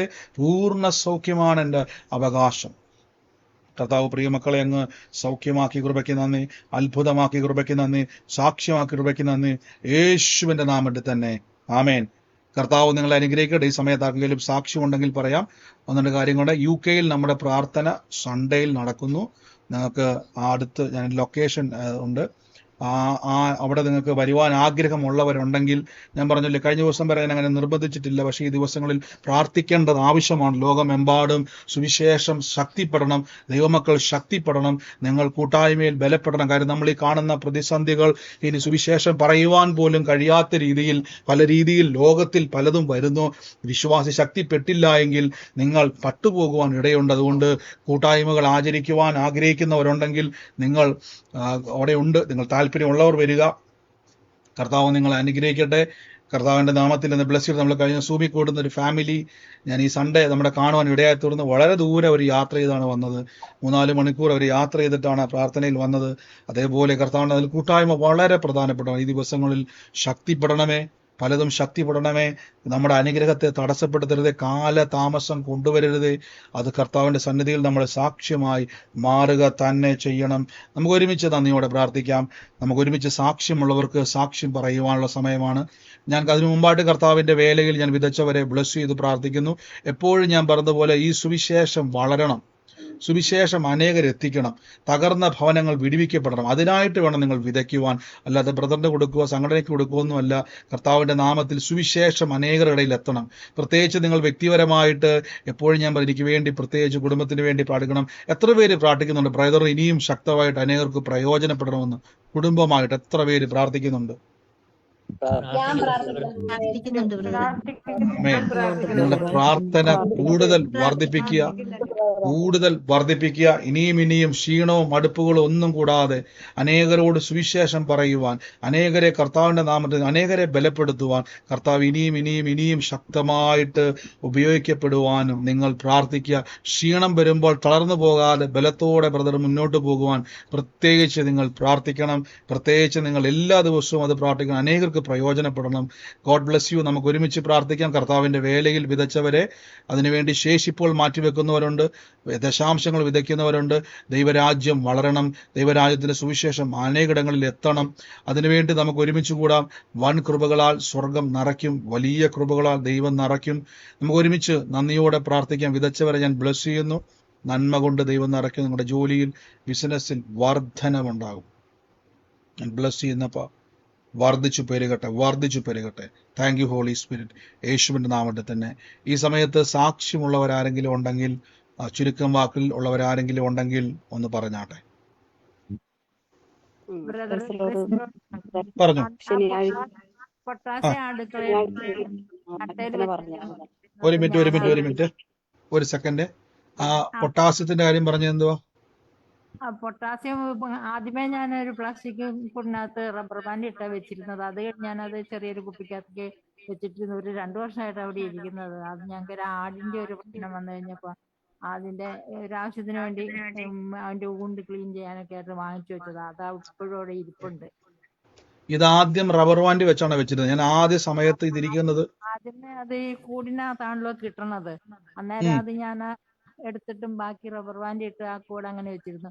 പിന്നെ അതിന്റെ ആവശ്യം കഴിഞ്ഞപ്പോ പിന്നെ ഞാനത് കുഞ്ഞു കുപ്പിക്കകത്ത് ഇട്ടത് ഇപ്പോഴും ഇവിടെ ഇരിപ്പുണ്ടത്. ഒരു 2 വർഷം. റബ്ബർ ബാൻഡും പൊട്ടിച്ചെടുത്ത് മാറ്റിയോ? ആ റബ്ബർ ബാൻഡ് മാറ്റിയിട്ട് ഒരു ചെറിയ പ്ലാസ്റ്റിക് കുപ്പിക്കകത്ത് ഇപ്പോഴും ഇവിടെ ഇരിപ്പുണ്ട്. ഞാൻ ഈ റബ്ബർ ബാൻഡ് വെച്ചുകൊണ്ടിരിക്കുന്ന ഒരു സമയമാണ് ഞാൻ കണ്ടത്. അങ്ങനെയാണെങ്കിൽ ആ സമയത്തെ ഉള്ളൊരു പ്രശ്നമായിരിക്കാം വെളിപ്പെട്ടത്. ആ റബ്ബർ ബാൻഡിന്റെ അകത്ത് ഇത് കൊണ്ടുവച്ച് കെട്ടിവെച്ചിരിക്കുന്ന അടുക്കള വശത്ത്, അത് വേറെ എങ്ങുമല്ല, ഹോളിലോ ലോഞ്ചിലോ ഇടുക്കുമുറിയിലോ ഒന്നുമല്ല. അടുക്കളയിൽ ഷെൽഫുണ്ട്, അതിന്റെ ഒരു തട്ടുണ്ട്, അതെല്ലാം ഇത് ലിക്വിഡ് യേശുവിനകത്ത് ഏറ്റെടുത്തു. ആ സമയത്ത്, അതായത് ഇത് റബ്ബർ ബാൻഡ്, ഞാനിത് പറയാൻ കാര്യം റബ്ബർ ബാൻഡിൽ ഇങ്ങനെ കെട്ടിവെച്ചിരിക്കുന്ന ഒരു സമയമാണ് ഞാൻ കാണുന്നത്. ആ ടൈമിൽ കുടുംബത്തിന്റെ അകത്ത് കയറിക്കൂടിയ ചില വിഷയങ്ങൾ യേശുവിന്റെ നാമത്തിൽ നിന്ന് അഴിഞ്ഞു പോവുകയാണ്. കർത്താവിന്റെ സമാധാനം കുടുംബത്തിന്റെ മേൽ ഉണ്ടാകാൻ വേണ്ടി പോവാണ്. ദൈവിക സ്വസ്ഥത ഉണ്ടാകാൻ വേണ്ടി പോവാണ്. ഏറ്റെടുത്തോ കേട്ടോ, സാക്ഷ്യമായിട്ട് ദൈവം മാറ്റും. ആമേൻ. മറ്റാരെങ്കിലും ഉണ്ടോ സാക്ഷ്യം പറയാനുള്ളവര്? പറഞ്ഞു. ആ കേൾക്കുന്നുണ്ട്. ആ ഇല്ല, സെബി പറഞ്ഞു. സെബി എന്ന് പറഞ്ഞാൽ ഞങ്ങളുടെ പാസ്റ്റർ മോനാണ്. ആരാ? പാസ്റ്റർ മോനാണ് സെബി. സെബി ശരിയായിട്ട് ആലോചന പറഞ്ഞത്. ഏറ്റെടുത്തോ. കർത്താവ് അത് സാക്ഷിവാക്കി അന്ന് മാറ്റും കേട്ടോ. എനിക്ക് ഒന്നുകൂടി മാറ്റാൻ പറ്റിയില്ലായിരുന്നു. ആമേൻ. അത് പറഞ്ഞവർക്ക് വേണ്ടി പ്രാർത്ഥിച്ചോണ്ട് ഇതുപോലെ പ്രാർത്ഥനയിൽ കേട്ടതാന്ന് പറയണം. കർത്താവ് അതിന്റെ മേൽ പ്രവർത്തിക്കും കേട്ടോ. Okay. God bless U. God bless U. Praise the Lord, brother. പറഞ്ഞു. ഇന്നലെ ഒരു ആലോചന പറഞ്ഞായിരുന്നു ഞായറാഴ്ച. ഉം. ജോബിക്ക് വേണ്ടി എത്രയും പെട്ടെന്ന് പ്രാർത്ഥിക്കാൻ വേണ്ടി പറഞ്ഞായിരുന്നു. അപ്പൊ എനിക്ക് ഇന്നലെ ആ മീറ്റിംഗിൽ കയറാൻ പറ്റിയില്ല. ഇന്ന് രാവിലെയാണ് ഞാൻ കേട്ടത്. എന്റെ ഭർത്താവാണ് ജോബി. അദ്ദേഹം ഒന്ന് ജോലിക്ക് പോയിട്ട് ഈ സിമെന്റും മെറ്റിലും എല്ലാം കുഴയ്ക്കുന്ന ഒരു ഷീറ്റ് ഉണ്ട്, വലിയ ഇരുമ്പിന്റെ ഷീറ്റ്. ആ ഷീറ്റില് അദ്ദേഹത്തിന്റെ കാലി വീണെങ്കിൽ എന്റെ കർത്താവ് ഒരു ചെറിയൊരു പോറലല്ലാണ്ട് വേറെ ഒന്നും സംഭവിക്കാതെ വേണം ദൈവം കാത്തു. ഞാൻ നന്ദി പറയുന്നു എന്റെ കർത്താവിനോട്. ഓ, എനിക്കറിയാം സിസ്റ്ററെ. കാര്യം ഇന്നലെ സൺഡേ മീറ്റിംഗ് കൂടിയവർക്ക് അറിയാൻ പറ്റും. സൺഡേയിൽ പ്രാർത്ഥന ലൈവ് പൊക്കോണ്ടിരിക്കുന്ന സമയത്ത് പെട്ടെന്ന് എൻ്റെ ഉള്ളിൽ വേഗത്തിൽ ആ ജോബിക്ക് വേണ്ടി. അപ്പൊ ഞാൻ ചോദിച്ചായിരുന്നു, അവിടെ കൂടി വന്നിരിക്കുന്ന ആരെയുമായിട്ട് ബന്ധപ്പെട്ടതാണോ ഈ മനുഷ്യൻ? ആ വ്യക്തിക്ക് വേണ്ടി വേഗത്തിൽ പ്രാർത്ഥിക്കാൻ കർത്താവ് പറഞ്ഞു. സിസ്റ്റർ പറഞ്ഞ പോലെ തന്നെ ചെറിയ കാര്യമല്ല. കോൺക്രീറ്റ് കുഴയ്ക്കുന്ന ആ പ്ലേറ്റ് എനിക്കറിയാം. നല്ല വെയിറ്റുള്ള സാധനമാണ്. അത് കാലേ വീണിട്ട് അല്ലെ, ഒരു കുഴപ്പവും സംഭവിച്ചില്ല അല്ലേ? ചെറിയൊരു പോറല് മാത്രമേ പറ്റുള്ളൂ. ഇന്ന് ഉച്ചയ്ക്ക് വലിയൊരു വന്നിട്ട് അനർത്ഥവസ്ഥ. ഇന്ന് ദുഃഖഭവനമാകേണ്ട സ്ഥാനത്ത് അതാണ് വേഗത്തിൽ ചില കാര്യങ്ങൾ പ്രാർത്ഥിക്കാൻ നിയോഗം വരുന്നതെന്നറിയാവോ? ഇന്ന് കരയേണ്ടതായിരുന്നു ഭവനത്തിൽ. കാലി പോകുന്ന കാര്യമല്ലേ പറഞ്ഞത്. അനർത്ഥം നശിപ്പിക്കാൻ കയറി കൂടിയതിനെ തമ്പുരാൻ അതിനെ വെട്ടി നീക്കിയതാണ്. പ്രാർത്ഥന ഒരു വലയമാണ്, കൂട്ടായ്മ ഒരു വലയമാണ്. അതുകൊണ്ട് യേശുവിന്റെ നാമത്തിൽ കർത്താവ് അങ്ങ് നിറച്ചതിന് നന്ദി പറയുന്നു. God bless you sister. അത് ഏറ്റെടുത്തല്ലോ, പ്രാർത്ഥിച്ചല്ലോ, അതിന്റെ സാക്ഷ്യം എന്ന് കണ്ടല്ലോ. യേശുവിന്റെ നാമത്തിൽ തന്നെ. ആമേൻ. ദൈവം അനുഗ്രഹിക്കട്ടെ സിസ്റ്റർ. ബ്രദറിന്റെ കൂട്ടായ്മ ഞങ്ങളുടെ കുടുംബത്തിന് വലിയൊരു അനുഗ്രഹമാണ്. ദൈവം ബ്രദറിനെയും കുടുംബത്തെയും ധാരാളമായി അനുഗ്രഹിക്കട്ടെ. God bless you sister. കർത്താവ് ഇനിയും നമ്മളെല്ലാവരും ശക്തമായിട്ട് ഉപയോഗിക്കട്ടെ. ആമേൻ. ആമേൻ. ബ്രദറെ, 2 ദിവസത്തിന് മുമ്പ് ബ്രദറെ എന്റെ മാമന്റെ മക്കളുടെ പേര് പറഞ്ഞായിരുന്നു. സതീഷ്, സന്തോഷ്, അമ്മൂമ്മയുടെ പേര് പൊന്നമ്മ. അവരുടെ ഭവനത്തിൽ പോയി ബ്രദറെ എൻ്റെ അടുത്ത് ബ്രദർ പറഞ്ഞതൊക്കെ ഇട്ട് കേൾപ്പിക്കാനും പ്രാർത്ഥിക്കാനും പറഞ്ഞു. അതുപോലെ ഞാൻ ഇന്നലെ സതീഷിന്റെയും സന്തോഷിന്റെയും വീട്ടിൽ പോവുകയും അവരോട് ഇത് ഇട്ട് കേൾപ്പിക്കുകയും അവരുടെ അടുത്ത് പറയാൻ പറ്റൂല, അവരങ്ങനത്തെ സ്വഭാവമാണ്, ദൈവത്തെ അറിയാത്തവരാണ്, എന്നോട് എതിർക്കും. അതുകൊണ്ട് ഞാൻ ഇതുവരെ അവരുടെ അടുത്ത് സുവിശേഷം പറഞ്ഞിട്ടില്ല. എന്നാൽ എൻ്റെ അമ്മ എപ്പോഴും പറയുമായിരുന്നു, ഇപ്പൊ അമ്മ മരിച്ചുപോയി. അപ്പൊ ഞാൻ അവരോട് പറയാറില്ല, അവർക്ക് വേണ്ടി പ്രാർത്ഥിക്കാറുണ്ട്. പക്ഷെ ഇന്നലെ എനിക്ക് പോയി അവരുടെ അടുത്ത് ഇത് പറയുവാനും ബ്രദർ പറഞ്ഞത് കേൾപ്പിക്കുവാനും അവർക്ക് വേണ്ടി പ്രാർത്ഥിക്കാനും ഒക്കെ ദൈവം കൃപ ചെയ്ത് അവരൊന്നും മറുത്ത് പറഞ്ഞില്ല. സന്തോഷത്തോടെ അവർ കേട്ടു. ഞാൻ പ്രാർത്ഥിക്കട്ടെയോ എന്ന് ചോദിച്ചപ്പോൾ പ്രാർത്ഥിക്കാനും പറഞ്ഞു. എല്ലാം ദൈവികമാണെന്ന് വിശ്വസിക്കുന്ന കണ്ടോ? ഇതൊരു സിസ്റ്റർ ഇതെല്ലാരും കണ്ടോ, ഇതൊരു സാക്ഷ്യമാണ്. കാരണം വെച്ചാല് സാധാരണഗതിയിൽ ആ വീട്ടുകാരെ എതിർക്കുന്നവരാണ്, സുവിശേഷം പറഞ്ഞാൽ അവർ അക്സെപ്റ്റ് ചെയ്യാത്തവരാണ്. പക്ഷെ സഹോദരി അവിടെ തെളിവായിട്ട് പോയി ആ കുടുംബത്തെ ഒരു പരിചയമില്ലാത്ത ഒരു ബ്രദർ അല്ലേ, ആ സന്തോഷിന്റെയും സതീഷിന്റെ ആ കുടുംബത്തിൽ പൊന്നമ്മ എന്ന് പറഞ്ഞൊരു മാതാവും കൂടെ ഉള്ള ഭവനമാണെന്ന് പറഞ്ഞു. അവരുടെ വിഷയങ്ങളെ കയറി തൊട്ടപ്പോൾ അവർക്ക് എതിർക്കാൻ കഴിഞ്ഞില്ല. ഇതാണ് പരിശുദ്ധാത്മ നിയോഗങ്ങൾ. ഇതിൻ്റെ അകത്ത് നിങ്ങൾ നിൽക്കുന്നുവെങ്കിൽ, നിയോഗത്തിന്റെ അകത്ത് നമ്മളൊരു കാര്യം ചെയ്താൽ എതിർക്കുന്നവന് ചലിക്കുവാൻ കഴിയത്തില്ല. അവൻ ദൈവത്താൽ സാക്ഷ്യമായി തീരുവാൻ തക്കവണ്ണം ഇടയായി തീരും. പ്രിയരെ, ഗോഡ് ബ്ലസ് യു സിസ്റ്റർ. എന്റെ പ്രതിഫലം ഉണ്ട് കേട്ടോ.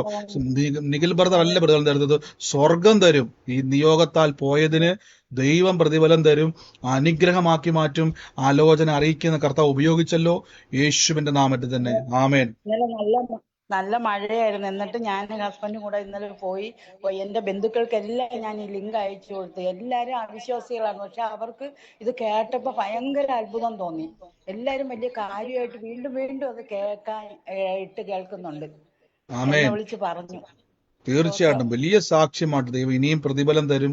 കർത്താവിന് വേണ്ടി ഓടുന്നവർക്ക് മനുഷ്യനല്ല പ്രതിഫലം തരുന്നത്, സ്വർഗമാണ് അമർത്തി കൊടുക്കുന്ന ഒരളവ് തമ്പുരാൻ തരും കേട്ടോ. കർത്താവ് അനുഗ്രഹിക്കട്ടെ.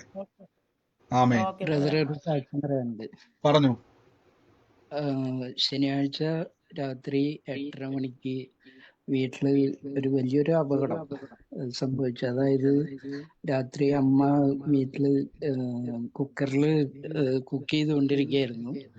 ആ കുക്കറില് അതിന്റെ ആ പ്രഷർ കയറിയിട്ട് എയർ പോവാണ്ട് ആ കുക്കർ പൊട്ടിത്തെറിച്ചു. പക്ഷെ അമ്മയ്ക്ക് അതിലുണ്ടായിരുന്ന കറിയുടെ ആ കറി മുഖത്ത് വന്ന് അടിച്ച എരിച്ചിലും ഭയങ്കര ഇതായിരുന്നു. പക്ഷെ വേറെ ഒരു മുറിവോ അങ്ങനെയുള്ള കാര്യങ്ങൾ യാതൊന്നും ഇല്ലാണ്ട് വലിയൊരു ആ കുക്കറും പൊട്ടിത്തെറിച്ചു. അത് ഇരുന്നിരുന്ന ഗ്ലാസ് ടോപ്പിന്റെ സ്റ്റൗ ആയിരുന്നു. അതൊക്കെ തകർന്ന് തരിപ്പണായി. പക്ഷെ വലിയൊരു വിടുതലാണ് ദൈവം തന്നത്. ഒരു പോറലും ഇല്ലാണ്ട് ദൈവം രക്ഷപ്പെടുത്തിയതെന്ന്. അത് നന്ദി കർത്താവേ. വലിയൊരു അങ്ങ് ആമേൻ. വലിയ തീർച്ചയായിട്ടും വലിയ തമ്പുരാൻ പ്രൊട്ടക്ട് ചെയ്ത ആ വലിയ കൃപയ്ക്ക് ഇന്ന് സഹോദരൻ സാക്ഷ്യമായിട്ട് അത് പറഞ്ഞു. അല്ല എങ്കിൽ ആ ഭവനം ദുഃഖഭവനമായി പോകേണ്ടതായിരുന്നു. സ്വർഗം നമ്മളെ സൂക്ഷിക്കുന്ന ദൈവമാണ്. അനർത്ഥം വചനം പറഞ്ഞ അനർത്ഥം വ്യസനമായി കിരാതവണ്ണം തമ്പുരാൻ കാക്കുന്ന ദൈവമാണ്. ദുഷ്ടന്റെ ആശ നശിച്ചു പോക്ക് കളയുന്ന ദൈവമാണ്. അവന്റെ പല്ല് കടിച്ച് ഉരുക്കി കളയുന്ന ദൈവമാണ് നമ്മുടെ ദൈവം. ഗോഡ് ബ്ലസ് യു ബ്രദറെ, യേശുവിന്റെ നാമത്തിൽ തന്നെ. ആമേൻ. ബ്രദറെ എനക്കൊരു സാക്ഷ്യം പറയുന്നുണ്ട്. പറഞ്ഞു സിസ്റ്ററെ. ഞാൻ 10-15 കൊല്ലത്തിലേറെയായി കണ്ണട ഉപയോഗിക്കുന്നു. ഞാൻ രാത്രി കിടക്കുമ്പോ കഴിച്ചു വെക്കും, രാവിലെ എണീച്ച് വരുമ്പോ കണ്ണട ഇട്ടിട്ടാ വരിക. പക്ഷെ ഇപ്പൊ എനിക്ക് കണ്ണട ഇല്ലാണ്ട് എനിക്കെല്ലാം കാണുന്നുണ്ട്. ഞാനിപ്പോ കണ്ണട ഉപയോഗിക്കാണ്ട് നടക്കുന്നത്. അത് ഭയങ്കര വലിയ അത്ഭുതം. ഈ ബൈബിളിലെ ചെറിയ അക്ഷരം പോലെ എനിക്ക് വായിക്കാൻ കഴിയുന്നുണ്ട്. പക്ഷെ കണ്ണിന് അന്നേരം ചെറിയൊരു വേദന തോന്നുന്ന കൊണ്ട് മാത്രം ഞാൻ വായിക്കുമ്പോ കണ്ണട ഉപയോഗിക്കുന്നു. ഞാൻ എഴുതുമ്പോ ഒന്നും എനിക്ക് കണ്ണട വേണ്ട. അതായത് കണ്ണാടി ഇല്ലാതെയാണ് ഇത്ര നാളും കണ്ണാടി വെച്ചിരിക്കുന്ന ആളായിരുന്നു 10 വർഷമായിട്ടല്ലേ? 15 വർഷത്തോളേറെയായി. ഇപ്പൊ കണ്ണാടി ഇല്ലാതെ നടക്കുന്നത്. ഇപ്പൊ ഞാൻ എവിടെ പോകുമ്പോ കണ്ണട വെക്കുന്നില്ല. ഓ സ്വോത്രം. യേശുവിന്റെ നാമത്തിൽ കർത്താവ് കൊടുത്ത കാഴ്ചക്ക് നന്ദി. 15 വർഷമായിട്ട് കണ്ണാടിയും വെച്ചുകൊണ്ട് നടന്ന ആളാണ്. ഇപ്പൊ കണ്ണാടി ഇല്ലാതെ നടക്കുന്നു, വായിക്കാൻ പറ്റുന്നുണ്ട്. ആ വേദന പിശാചിന്റെ തന്ത്രമാണ് കേട്ടോ. സൗഖ്യം കർത്താവ് തന്നിരിക്കുന്ന. ആ വേദന വരുമ്പോ കണ്ണാടി വെക്കാൻ നിൽക്കണ്ട, എല്ലാം കാണാൻ പറ്റുന്നുണ്ടല്ലോ അല്ലേ? കാണാൻ പറ്റുന്നുണ്ട്. അപ്പൊ വേദന അവന്റെ തന്ത്രമാണ്. രോഗം മാറിയിട്ടില്ല എന്ന് എന്നെ വിശ്വസിപ്പിക്കാൻ വേണ്ടി അവന്റെ തന്ത്രമാണ്. ആ കണ്ണാടി ആ സമയത്തെടുത്ത് വെക്കരുത്, ധൈര്യമായിട്ട് വായിച്ചോണം. ആ മേലാൽ ആ വേദന പിന്നെ കാണത്തില്ല കേട്ടോ. ഇത് കർത്താവ് തൊട്ടതാണ്. 15 വർഷമായിട്ട് കണ്ണാടി വെക്കുന്നയാൾക്ക് ഒറ്റയടിക്ക് ഇപ്പൊ എല്ലാം കാണാൻ പറ്റുന്നു. യേശു കണ്ണുകളെ തുറക്കുന്ന ദൈവമാണ്. ആമേൻ. ഗോഡ് ബ്ലസ് യു സിസ്റ്ററെ, യേശുവിന്റെ നാമത്തിൽ തന്നെ. ആമേൻ.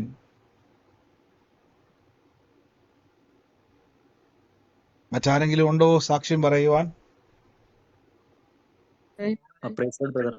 പറഞ്ഞു.